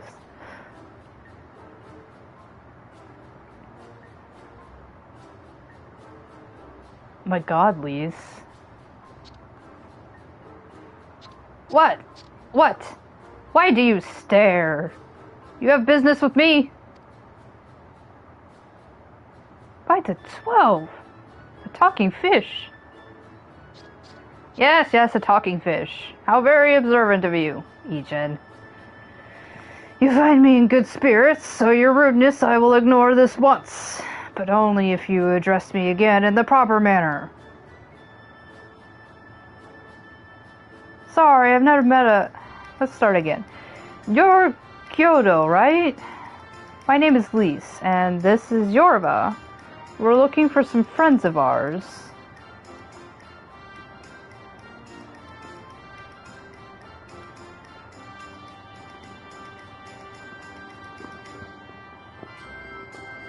I see. Both these ones I know well. I helped them secure passage across the Ruby Sea. Oh my gosh.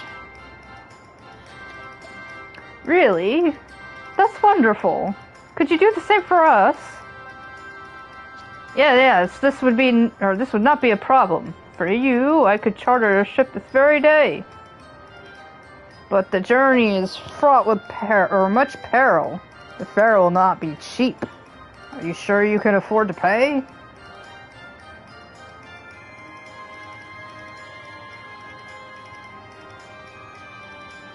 I didn't think to bring any money.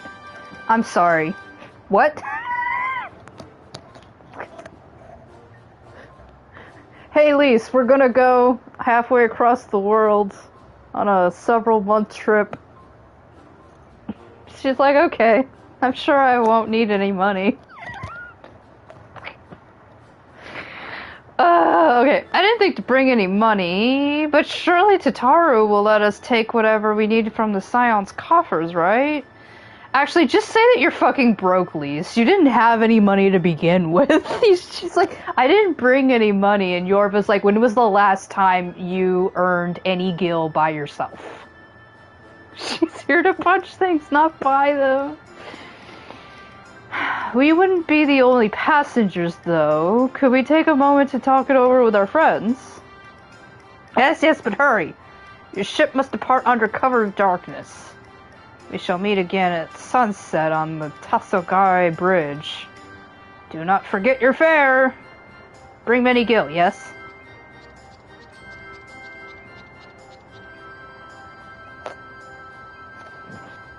It's about time our luck changed. Alfino and the others will be thrilled.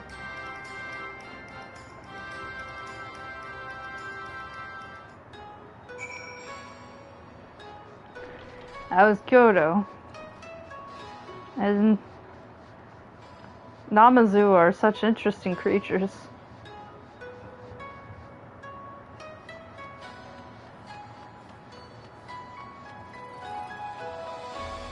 Wait. Fabulously foxed fellow. I was like, did that say fox? And I'm like, yep, it did. I thought I misread it. I did not.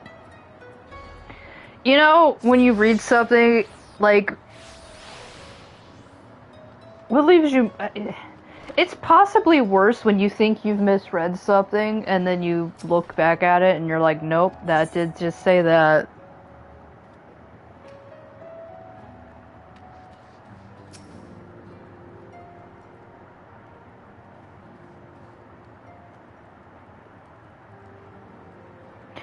We spoke with a number of merchants and captains at the southern piers. Several recognized Gosetsu and confirmed that he had been searching for a vessel to deliver him to Author. None, however, made any mention of Lady Yukiri. Yes, it was the same story for us, and then you'll never believe what happened. A talking fish can get us a boat. So this Kyoto claims to have aided both Gosetsu and Yugiri? How fortuitous. Not the word I would have chosen, Master Alfino. Stupid's what I'd call it. How can you agree to his price without making any attempt to haggle? Or even confirming what it was in the first place? Yes, that too was a misstep on their part, but it's not what... But it is not what troubles me most. Kyoto and his brethren are not renowned for their generosity of spirit. Rather, they are disdained as scheming moneylenders, ever eager to turn a profit from others' misfortune. Everyone else we questioned stated that Gosetsu was alone. Only Kyoto claims to have met both him and Yugiri.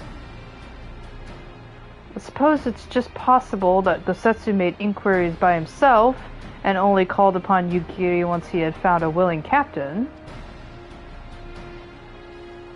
But it is equally possible, if not more likely, that you are being deceived. Do not forget that there are parties present in Kugane with agendas that may run contrary to your own. The Viceroy was once a spy herself, as I recall. I should be surprised if she did not have countless agents here in her employ, all eager to prove themselves to their new master. And what better way to do so than by delivering her the heads of foreign insurgents? In fact, foreign intruders. Fine. You may be right about him, but if Kyoto's working for the Empire, who's to say he didn't try the same trick on Yugiri and Gosetsu? I mean, if he did, he might know where they are, and if he succeeded, they might be in trouble. Anyway, if he holds up his end of the bargain, we'll have nothing to worry about, will we? But if he tries to betray us, I vote we take him prisoner and punch him until he tells us the truth. Again, she is my favorite. So if it's a trap, we'll spring it and deal with the consequences. I like the way you think. Alize is like, oh, finally another woman in this party that's like, let's just do it. Very well. We should prepare for the worst. Tataru will remain here, and I shall follow the three of you at a discreet distance. Once more, I must caution you to avoid physical altercations at all costs, even should Imperial agents attempt to engage you. The Seki Sagumi will not hesitate to clap you in irons, or cut you down. If anything untoward should happen, you are to return here at once. Is that clear? Also, if it's not obvious, the Seki Sagumi are corrupted police. So, again, ACAB, even all the way here. To review, at least Yorva and I will meet with Gyoto as planned. Alfino will keep watch from a distance, ready to provide support in the likely event that Gyoto attempts to betray us to Imperials or whomever else. Should that happen, you and Lise will subdue him, and together we will make our escape. It's just one fish. How bad could it be? As our actions will surely draw the attention of the Seki Sagumi, we will evade them with Alfino's assistance and return here with our prisoner. Does that mean with everybody's approval? At least it's like, of course. She's like, I agree with my own plan. Of course, these precautions will be for naught if Gyoto does not play us for fools. But we shall see. To the bridge.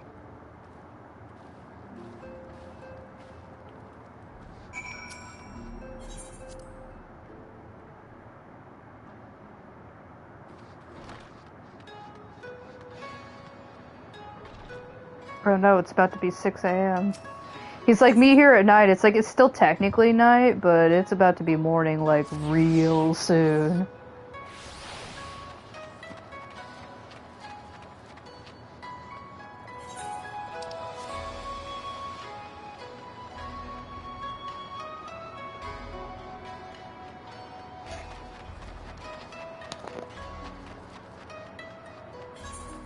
Oh, I went to the wrong bridge again. I don't know how to navigate this place. I need to make it easier for you to get up on this bridge. I never think to take the swirling staircase of, you know, the holstery. Hey look, it's an instance. Our would-be ally is nowhere to be seen. Make ready, Yorva. Something smells fishy. Nice to know Alize has poorly made jokes too.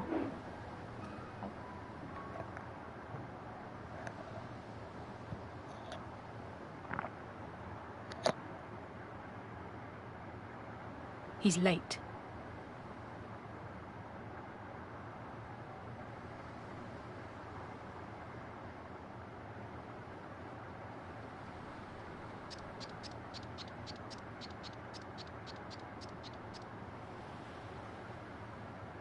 endless and most sincere apologies to you and yours, yes, yes. This way, quickly now.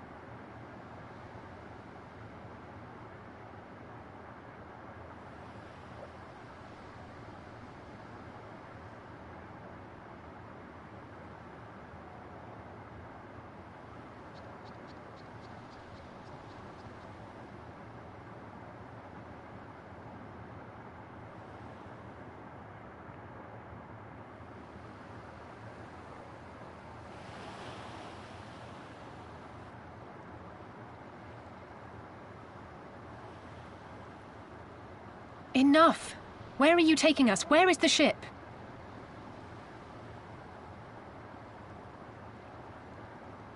The ship. So very sorry to inform you, yes, yes. Long before was it pledged to another. To me. These ones are for Doma.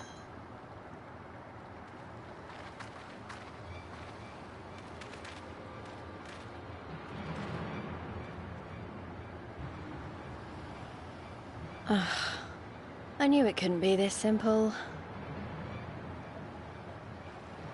Nothing personal, yes, yes. Just business.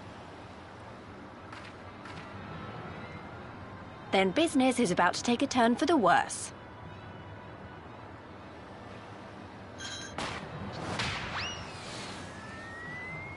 Ah! She punted that guy like... That's gotta be really cool, let's find though. a way out of here. Just fucking... punt somebody for you to just snatch them right out of the sky.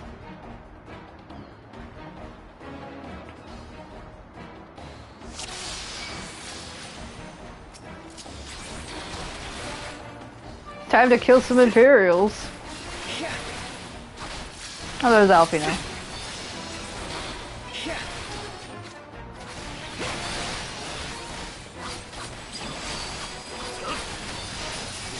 Yeah, everybody's like, well, we went to the, obvious trap party. And, we got a trap. Who would have fucking guessed?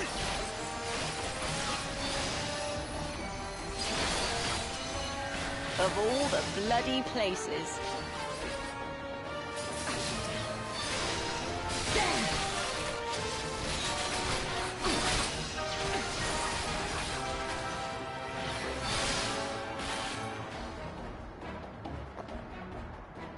They went down easy, though. Alright. Now we have a fish prisoner.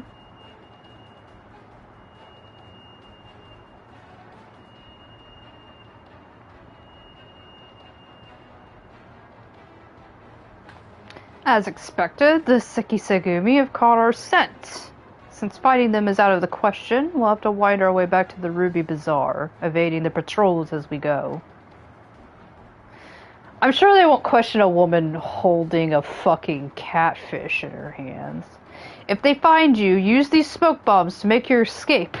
Just pocket sands!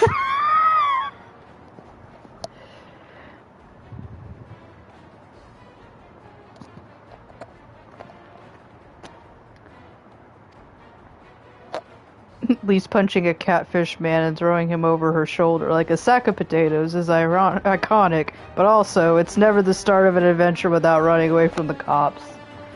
What a sentence! Everybody knows the proper way to... I like that you guys get to be in this area, but...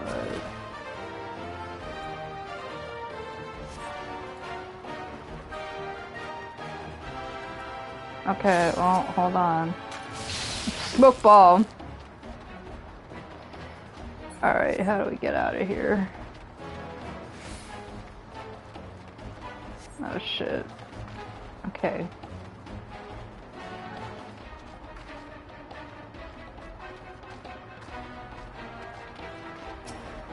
Will that guy see me? Oh god. Okay.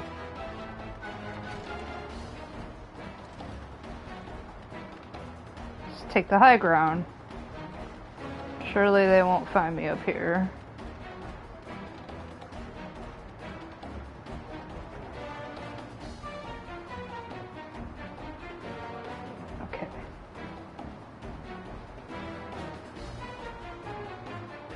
Okay, that guy needs to go down. I was never good with sneak missions. First of all, this game is not very well equipped to do stealth missions, but...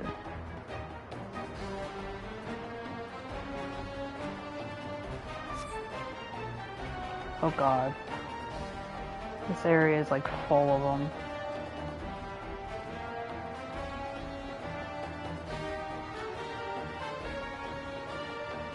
Oh my god. How do you do this part? Do you maybe like go over here? Nope, they won't allow you to go through there.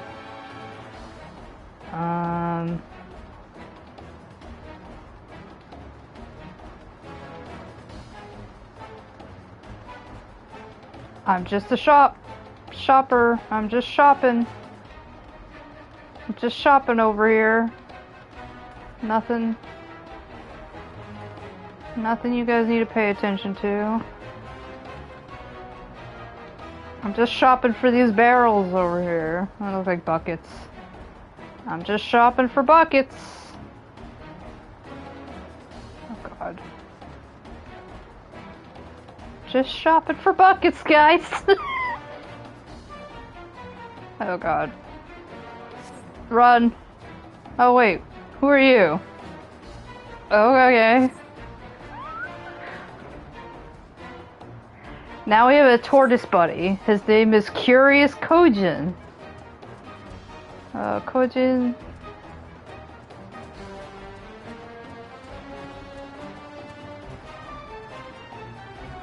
Kojin, I forgot. Kojin are, another type of people around here. Oh, Alfino and Alizair down here.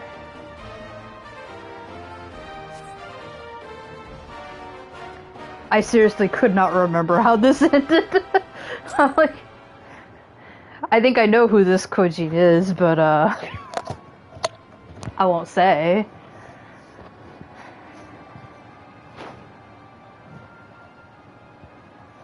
Now we're all under a bridge.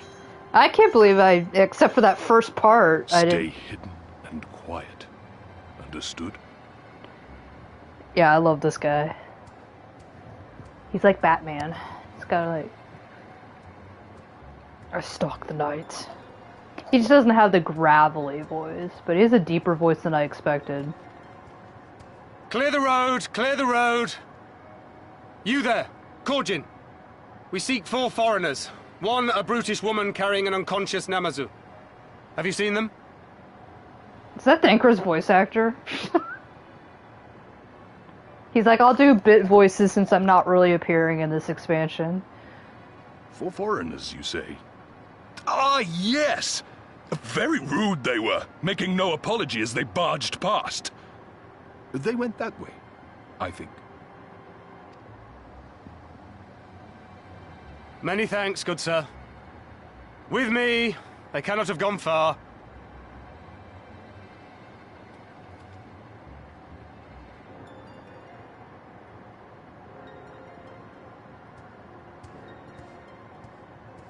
All is well. The Sekisei Gumi will not return this way for some time, I should think. You are of the East Aldenard Trading Company, yes? Come with me. I know a safer way. You guys can breathe underwater, right? I forgot if you mortals could do that. Or I guess he's mortal too. What do the Beast Tribe people call us? Like... You people with skin? Technically Yorva has fur. You are returned. And with guests, I see.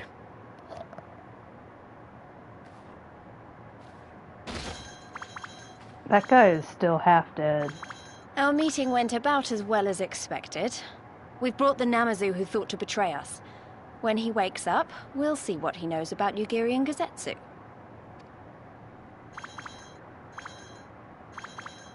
Well done, you. When I saw the Sekisei Gumi out in force, I did begin to worry, but I see my fears were misplaced. Actually, if it weren't for Soroban, we might not have gotten away. 'Twas my pleasure. Soroban is Yet very I must important. ask, Soroban, why would you deceive the Sekisegumi to help us, foreigners of whom you know naught? Why, out of the kindness of my heart, is what I would like to say, but my motives are not so pure. I chanced to witness your meeting with Hancock at the tavern and saw an opportunity. An opportunity?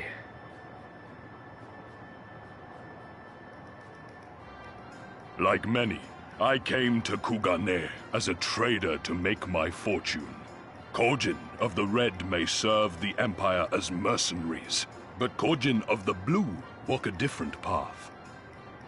Regretfully, most here would rather not meet our gaze, much less do business.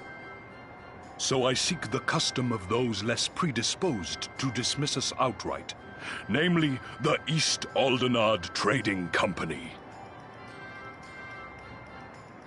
Quid pro quo, is it? Well, there is no denying that we owe you a debt. What say you, Hancock? Will you consider doing business with our entrepreneurial friend here? Rest assured, Master Soroban, that in matters of trade the company does not discriminate. We would be honored to hear your proposal. I promise you will not regret this, good sir. Ah, yes. You sought passage across the Ruby Sea, did you not? I have a ship you can use. You do? Well then, far be it from us to refuse. You have our deepest thanks. And you mine. Good night to you, Hachi. See you in the next episode. So it's like, well, instead of taking a boat with a fish, how about we take a boat with a turtle? Sounds better, right?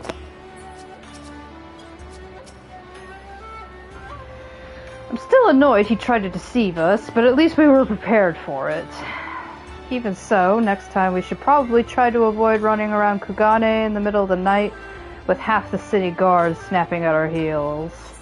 Yeah, but did you see how, like, I totally got past all of those guys?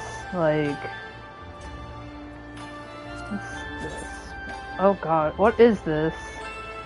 Why do I have, like, a dueling disc thing on one arm and then, like, an actual... Is this... My god, it's not like I need any of this.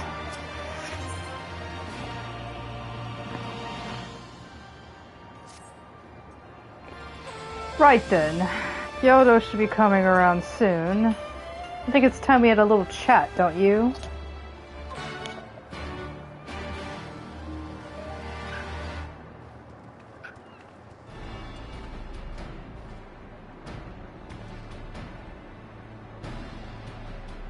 What a very dignified... Rise and shine, little fishy. I know you can hear me, so stop pretending to be asleep or I'll give you another ride on my boots. No! No more boots. All my secrets are yours for the asking. Tell us what you know about Yugiri and Gosetsu. Every last detail. And if I find out later that you lied to me... No more lies. The clear, unvarnished truth. You have my word. Only the samurai did I meet. Yes, only him. He asked after a ship, so I provided an introduction to the Garleans. You mean you led him into a trap, as you did us, because you are an Imperial spy? No, I am no spy. It was just business. Fewer ships pass through Kugane these days, and we have struggled to make ends meet. So when the Garleans offered a bounty for any dolmens found in Kugane... Oh, my mistake. You're not a spy, but a common cutthroat. Not that I'm surprised. You need half a brain to be a spy. So what happened to the samurai? Such a cruel, vicious tongue you have. He would not go quietly. No, no. Blades were drawn, men were cut down, and the Seki Segumi came. They took the samurai away. Hold on a moment. You mean to tell me the Ijin they arrested the other day was Gosetsu? Oh, had I but known. If he is in the custody of the Seki Segumi, I only need to see it that the requested funds find their way into the right official's hands, and your friend will walk free.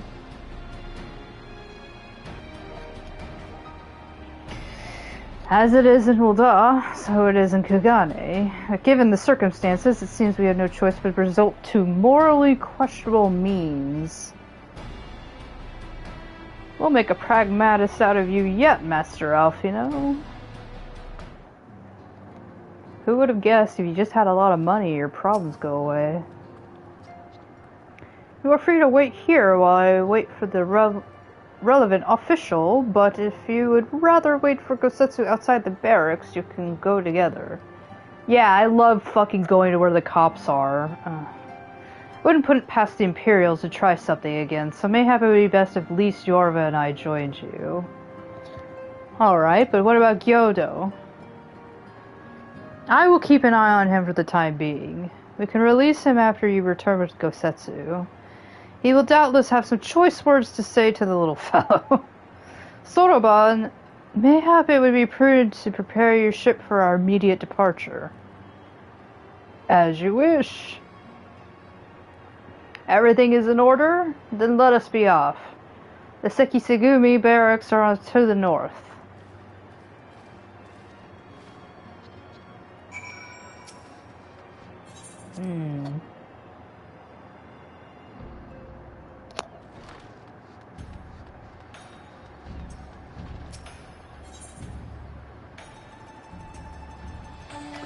Probably Aetherite Plaza and then up. I guess I could have just walked there, but I just don't have my Aetherites attuned.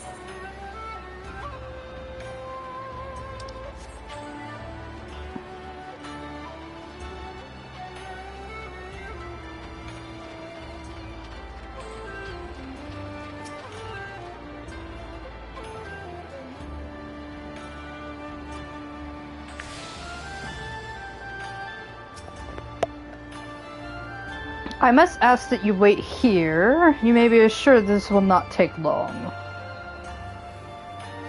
He just goes in there and is like, just lays down a bag of coin. He's like, alright, where's the Rugadin?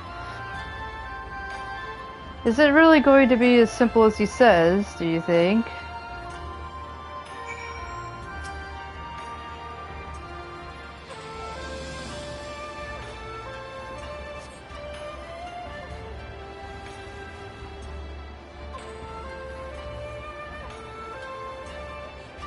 He said it wouldn't take long, right? Because this feels like a bit long to me. Calm down, Lise. Everything is going to be alright. Much as I hate to admit it, I share Hancock's dim view of government officials and their supposed incorruptibility. They're already corrupt, with not a few bags of coin. For what I've gleaned of the Far East, they're probably exchanging lengthy pleasantries. There seems to be a correct way to do everything here, bribery being no exception. I say we leave them to it. Right, Yorva? Yorva's like, please don't make me talk to people. Alright, right. Everything's fine. Probably. I mean, it couldn't be as bad as the last time we stood around waiting for something to happen. Lise, don't jinx it.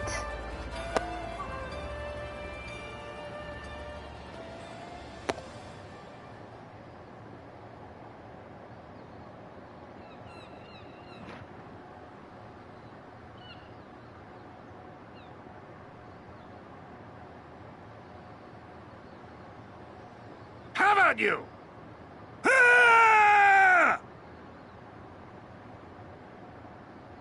Was that? That was Gosetsu. I'm sure of it. He's in trouble. Lise, wait! I suppose we should follow her then.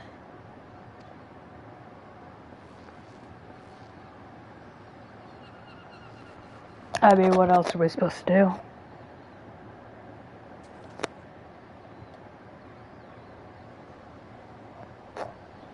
Victory to the samurai!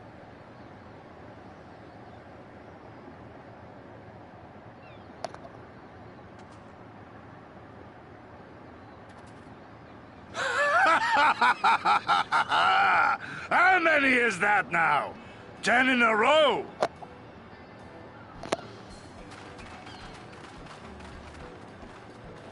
Gazetsu!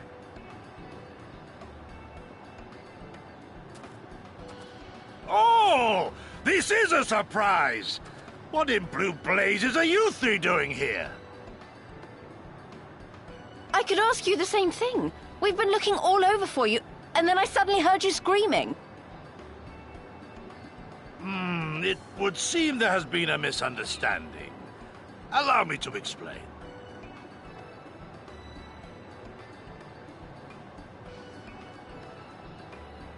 And then just... You see, there was this picture of a butt.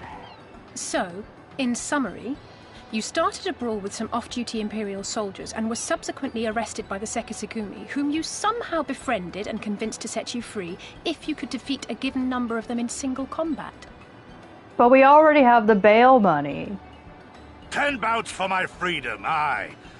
'Tis but a pity you came too late to witness the last one.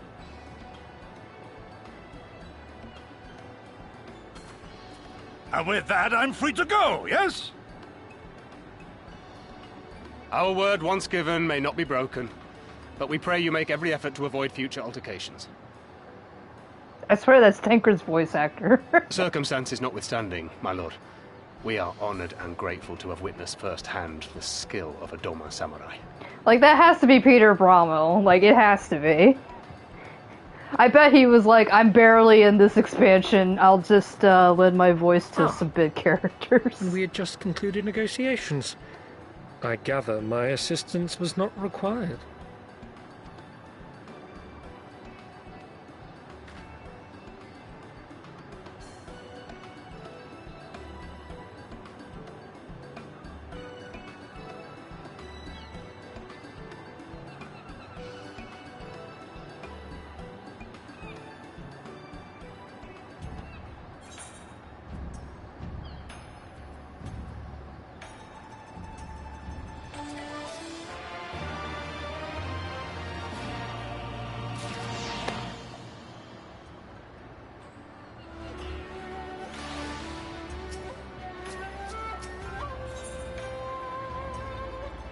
Once more to the Ruby Sea, even though this is our first trip, but...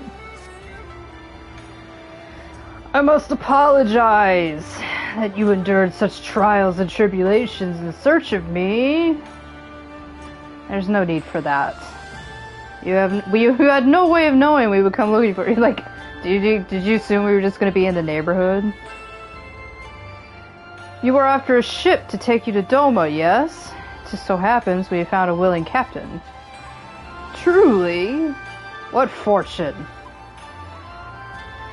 We will tell you all about it in the back of the company offices. Alfino and Tataru are waiting for us there.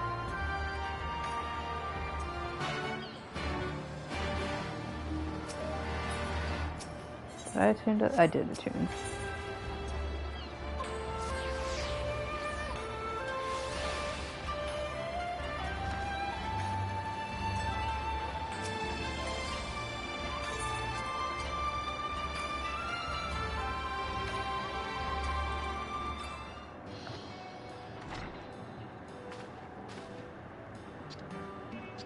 Gosetsu! Thank the 12 you are unharmed.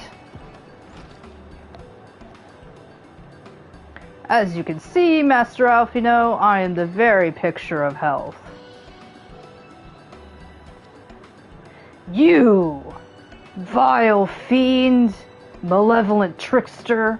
How kind the kami are to grant me vengeance so soon. But first, I demand you return the coin you so villainously embezzled from me. You have every right to be angry, good sir. Gladly would I return to you your coin, had I not been forced to repay certain gambling debts beforehand.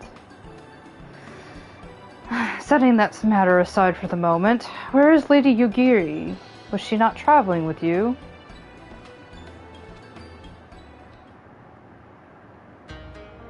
For a time, aye. But we parted ways some while ago, the better to improve our chances of finding Lord Hien. Lord Hien? Forgive me, I have yet to explain. Lord Hien is the heir to Doma's throne and our master. I think I did mention that in the last expansion, maybe? His was a passion... I guess Lise wasn't there for that. His was a passionate voice for the cause of Doma liberation, and when we learned of the Emperor's death, it only grew louder. So you seized upon the opportunity and rose up to reclaim your freedom, only for your hopes to be dashed when Xenos led his army onto your lands. The Crown Prince was a merciless foe. Against him and the might of the 12th, we had no chance. Once Lord Hien understood this, he bade Yugiri to take to sea with as many of our people as possible. He, however, would stand and fight, that they might have more time to escape. I remained at his side as well, and together we carried on our doomed war. And then, one day, in a fierce battle, we were separated. I knew not what became of him, only that he was beyond the Empire's reach, and that to find him, I would need Yugiri's aid. The situation grows more perilous by the day, for the new viceroy, Yotsuyu, is a black-hearted villainess who delights in the torment of our people. There is naught she would not do to further her pursuit of Lord Hien. Thank you. I believe that makes matters a good deal clearer. It should please you to learn that we have come to aid the Doman Liberation Front in resuming their efforts to overthrow their imperial oppressors. Then allow me to join you. Why didn't you say so? My inquiries bore no fruit, hence my desire to return to Authard. Once there, I can lead you to our headquarters in Yanxia, where we shall all be reunited with Yugiri. Mayhap not all. Alfino's talents would seem better applied here in Kugane, working closely with Tataru and Hancock to feed us intelligence. There is a Garlean embassy just down the road, after all. While I appreciate the vote of confidence, I should be glad to accompany you all. As a soldier in this field, so to speak, come now, brother. A competent commander assigns his soldiers the task best suited to them, as you of all people should know. And you are so very good at espionage and intrigue. We must all serve, each in our own way. Very well. Let's see, my place is here. Alize is like, it's my turn with the Warrior of Light for this expansion. You had all of Heavensward with them. It's like, it is Alize's turn with the Warrior of Light. I know. Soroban is waiting at the pier. Have fun, you lot. Have fun with your war. Bye.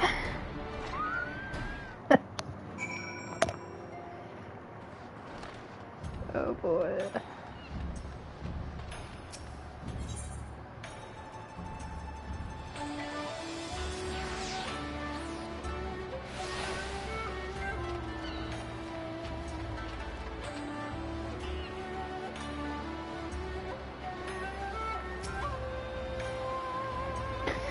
I've been waiting for you, my friends. All preparations have been completed, and my ship awaits its passengers. Shall we depart without further delay? After you, my shelled friend. If you insist. With me, everyone. The Ruby Sea awaits. I had to imagine, like, we're like, okay, where's your boat? And he's like, oh, I just swim. Just grab onto his little, what is it, shell backpack? That shell isn't attached to him, it's just a backpack.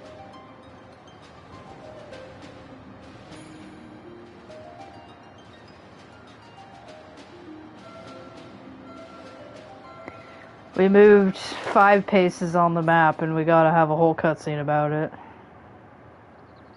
It's like we saw the map earlier. When Lise had to look at a map because she never saw one before. I remember the water. How it turned crimson in the morning sun.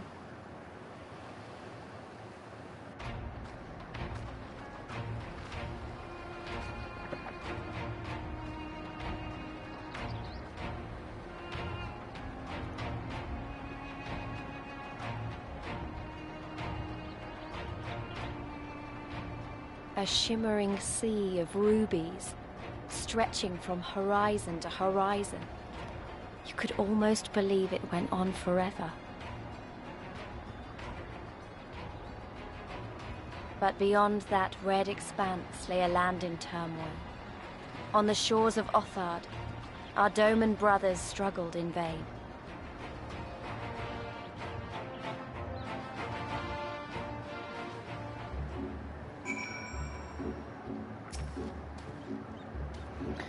How wide and beautiful is she, the Ruby Sea, filled with promise and adventure and treasures, many wonderful treasures.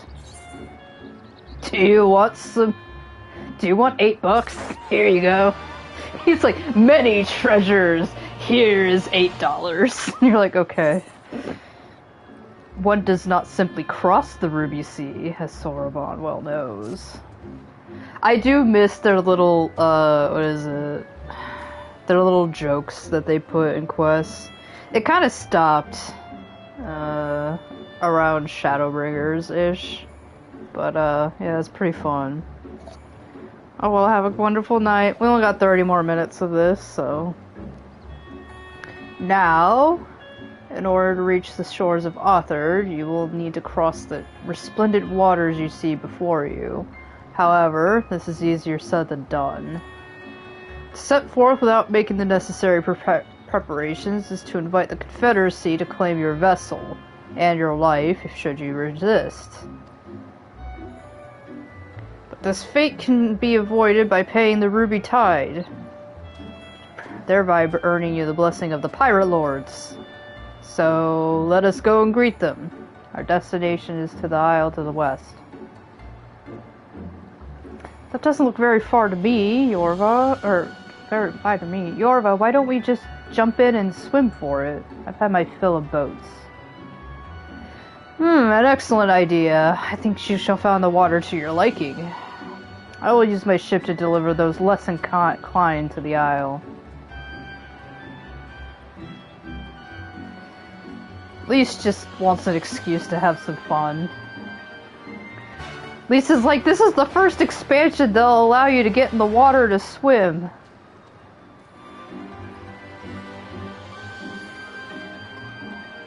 And here we are. We're swimming. And then you do this if you do sprint.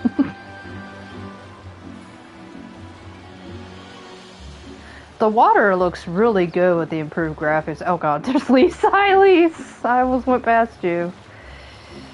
Hey there. Right. This should be easy, and a good way to loosen up before the next fight, whenever it comes. 20 Gil says I can beat you there.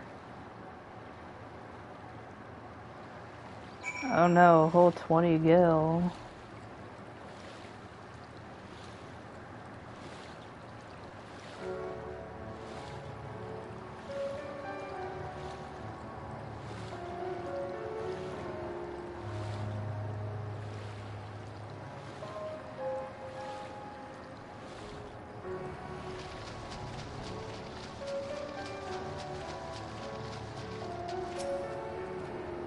Ah, there you are. I trust you enjoyed yourselves. I mean, you know, probably wash some stink off of me. Follow me, my friends. The one with whom we speak is a man named Tansui.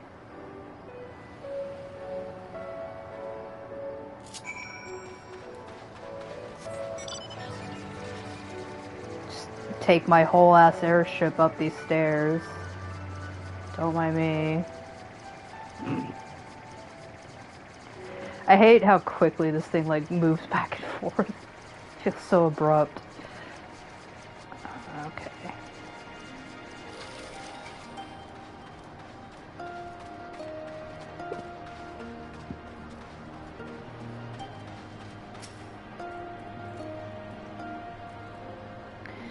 Fear you have the advantage of me.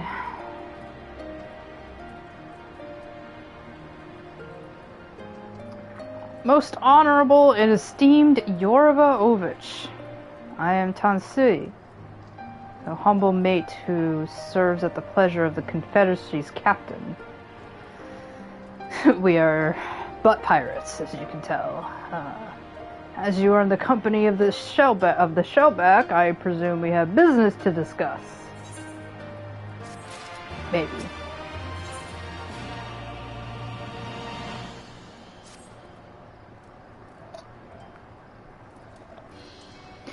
You wish to pay the Ruby Tide, yes? With your gil, perhaps? It's just as well.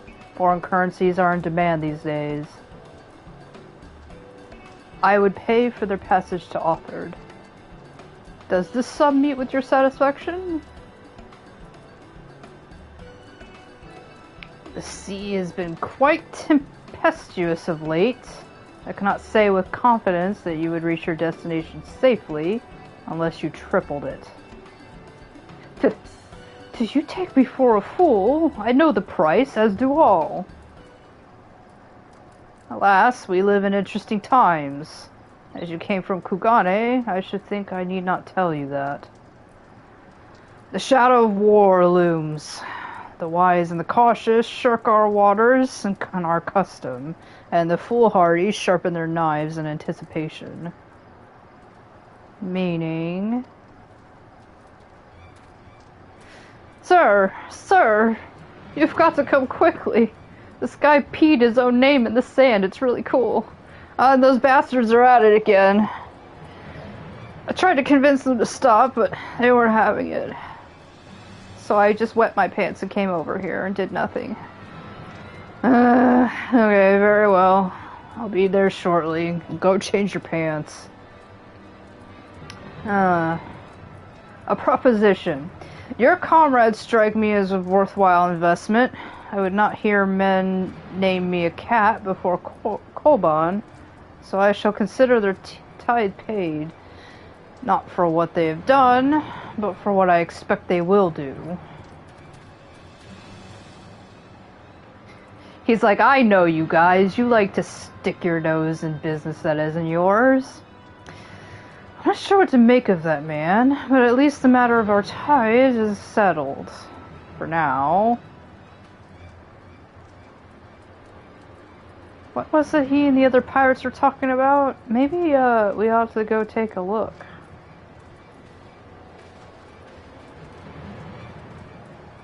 Yeah, he knew exactly what we were on about.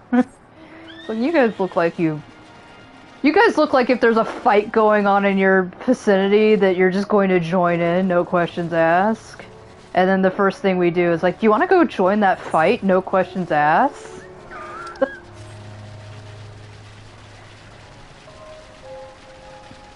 So this over here is Hell's Lid. It is an active volcano. And we just ride around on it, even though there's like hot lava. It's just right there. And then lava crabs. That's gotta be... I just can't imagine many tourists actually want to go to this volcano. I'm like, yeah, they just got the lava crabs over there, and... Oh hey, isn't that... That's just straight up the boss from... the Siren Song Sea. That's literally the first boss. I don't think he'll see me over here, right? He is moving. Oh my gosh, I just better hit this real fast.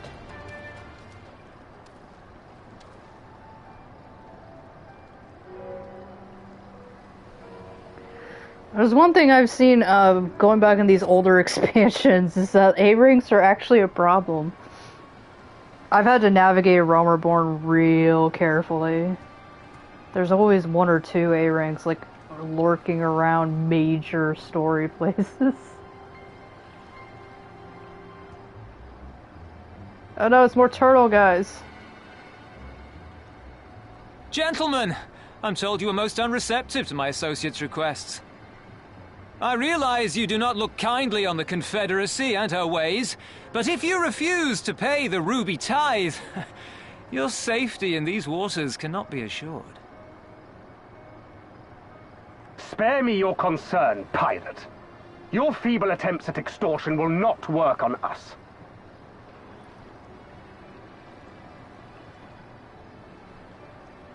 You remain at large because we allow it. Because you are such insignificant little pests that we see no need to swat you. But if you wish to risk the ire of the Viceroy, by all means, fire upon an Imperial vessel. Give us a reason to bring the full might of the Garlean Empire to bear against your pathetic fleet. Bastards!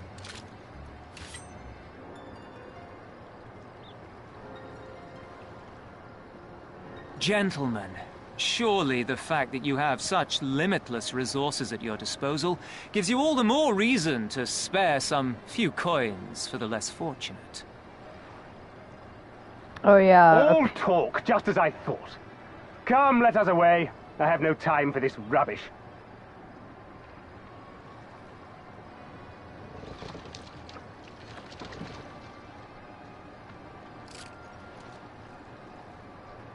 Well, you don't have to pay money when you have large armies that can decimate anything.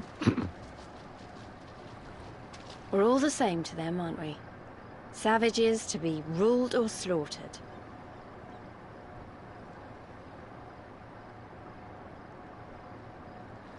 They've always balked at paying the ruby tithe, but they were never so eager to pick a fight. The problem, you see, is that many of my comrades in the Confederacy are of Doman descent. And the acting Viceroy, well, she's none too fond of Domans, to say the least. If we take any action to hinder the safe passage of an Imperial vessel, she'll accuse us of attempting to foment rebellion and brand us enemies of the Empire, which we can ill afford to be. Like the man said, we're all talk. And where did the Kojin stand in all this? With the winning side, of course. They're mercenaries to a fault, eager to offer their services without coercion. The Shellback could tell you more, though something tells me he would rather not.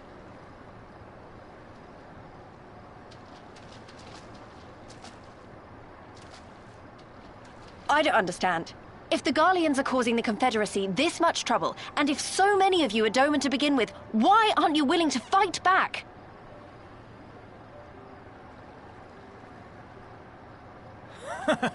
Spoken like a true friend of the Doman Liberation Front. If you're planning to rouse us with noble words and grand promises, don't bother. We all know what the Imperial Army can do. Compared to them, we're boys with boats. Besides, what ties a man may once have held to his home are forsaken upon joining the Confederacy. We look out for none but our own. And leopards won't eat our face. That's like the quote of this entire expansion. Be that as it may, our livelihood is under threat. And the captain will need to decide soon whether we're to go down in a blaze of glory, or bow and scrape for crumbs from the Emperor's table. All while our friend the Viceroy continues her purge of Doma's radical elements. I believe she's holding court in one of the fishing villages even as we speak. That she-devil!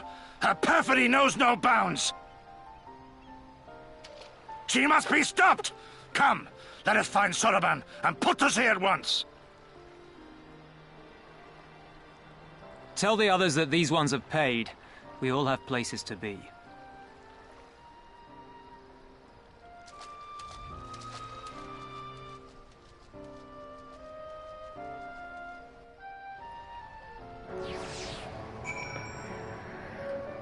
Now, Tansui is being pretty,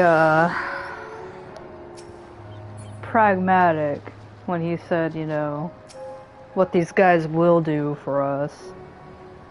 Because while he's not really willing to join the Liberation, he does know that we're not friends to Garleans, so... What are we waiting for? Come, come, Soraban cannot have gone far. Now that I think on it, it's passing strange that he left without warning. Mayhap he did not wish to be seen by his Kojin brethren. I doubt he thought to leave us behind, but nevertheless, it may be prudent to return to his ship, or at least to the Confederate encampment. Soraban's just afraid of, what do you call the red Kojin.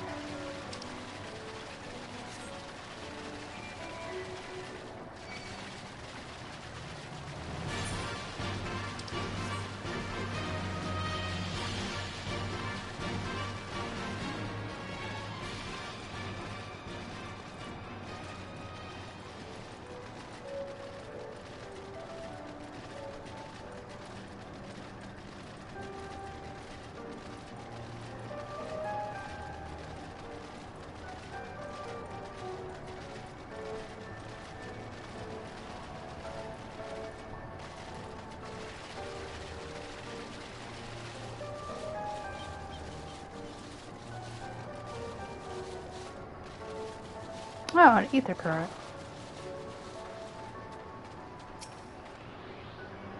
Yoink.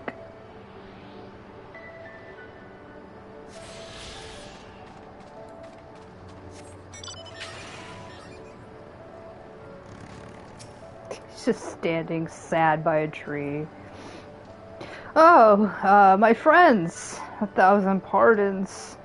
As you may have guessed, I was reluctant to be seen in your company by my red brothers. Ours is a complex relationship. I pray you do not misinterpret their actions as a reflection of our allegiances as a whole. Yorva's like, no, I know all about the beast tribes. They have one half that do bad things and the other half that just do good or neutral things. You understand? Kami be praised. Too often our shell is quick to judge all Kojin for their deeds of one. Right then. Now that our business with Tansui is concluded, we can traverse the Ruby Sea without fear. Would you like some boots? Are these the boots I was looking for? Yes, it was these boots I was looking for. Alright. Yeah, baby. That's what I've been waiting for. I shall return to the ship and prepare for our departure. If you have any remaining business to conduct with the pirates here, any side quests you'd like to do, you know, I pray you do so now. Ah, that reminds me. Yorva, would you be so kind as to inform the Confederates of our plans? The more they know of our movements, the less like we are to be mistaken for another vessel by their comrades.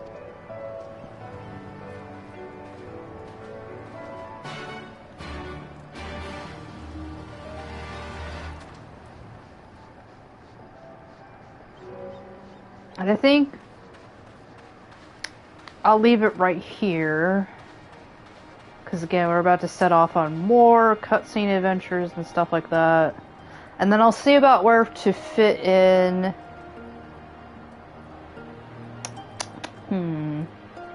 There's a dungeon around here. It's optional. But I believe it has duty support. I'll have to recheck it. But, there's another dungeon. I'll have to figure out how to fit that in. I don't know if it's going to be in the next episode, but it definitely will be in by the 5th episode. Oh... You're one of the Ijin from the beach. Leaving us already? No need to pay the tithe.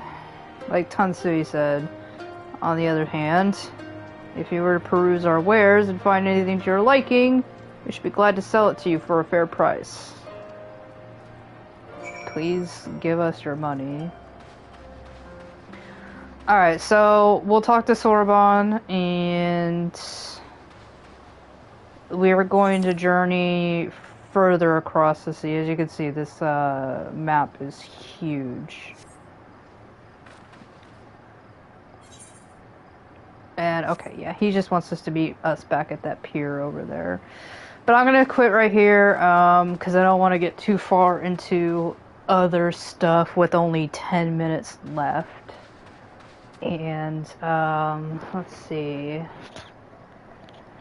My memory of what's about to happen is hazy.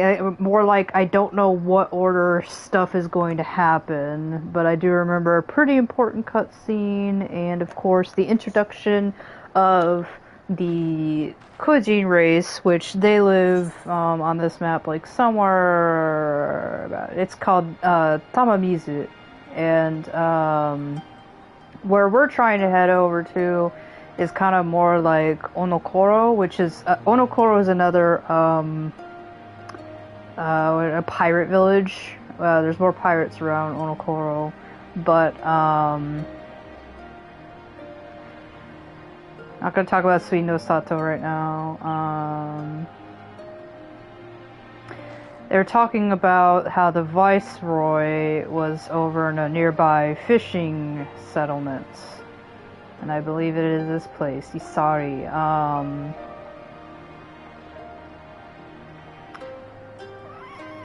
And then our dungeon right here is called the Shisui of the Violent Tides. This is not required to do the story, however, just like any other dungeon, still highly recommended. Also, I just think that place is neat, so, but I'm gonna have to do some research if that one has duty support, because, like, remember, when I began this journey, I just found out that Dust Vigil finally had it, so it took them a while. Pretty much they prioritized, which was smart of them, they prioritized dungeons that were required by the story, meaning you would just be locked out of the story if you did not do them. But now they're kind of going back and sweeping through and adding dungeons that are still pretty good to knock out if you can do them. But one day I hope that all dungeons, at least as long as they're very, very old, like it would be great if all dungeons in A Realm Reborn would have duty support with them. But it's understandable. They can't dedicate all their resources to reinventing the wheel, so to speak, because a lot of those dungeons, they need to be reworked, honestly. I'm looking at you like Amdapor Keep or something like that, but there's just some pulls in those Realm Reborn dungeons that I know are nightmares, so they would have to break up the dungeon, or even in worst case scenarios, kind of reroute the dungeon a lot like Tamtara Deepcroft. I think that dungeon was not only reworked once, it was reworked twice over. So, Realm Reborn's rough. But I could only imagine that with some of the expansions, like, by this expansion, they really got their dungeons down pat. Now, I think the best dungeon design comes right after this game, which will be Shadowbringers. But I do really love the dungeon design of this game, even if the writing gives me a headache. This game is extremely fun. So, yeah, I don't think if they would ever have to redo Shisui, it really wouldn't be that big of a deal, because the dungeon is well made. So, anyways, I'm gonna leave it off here at 8:52 p.m. Seems pretty good. I'll see you guys on Thursday for the next episode. Have a wonderful night, and bye.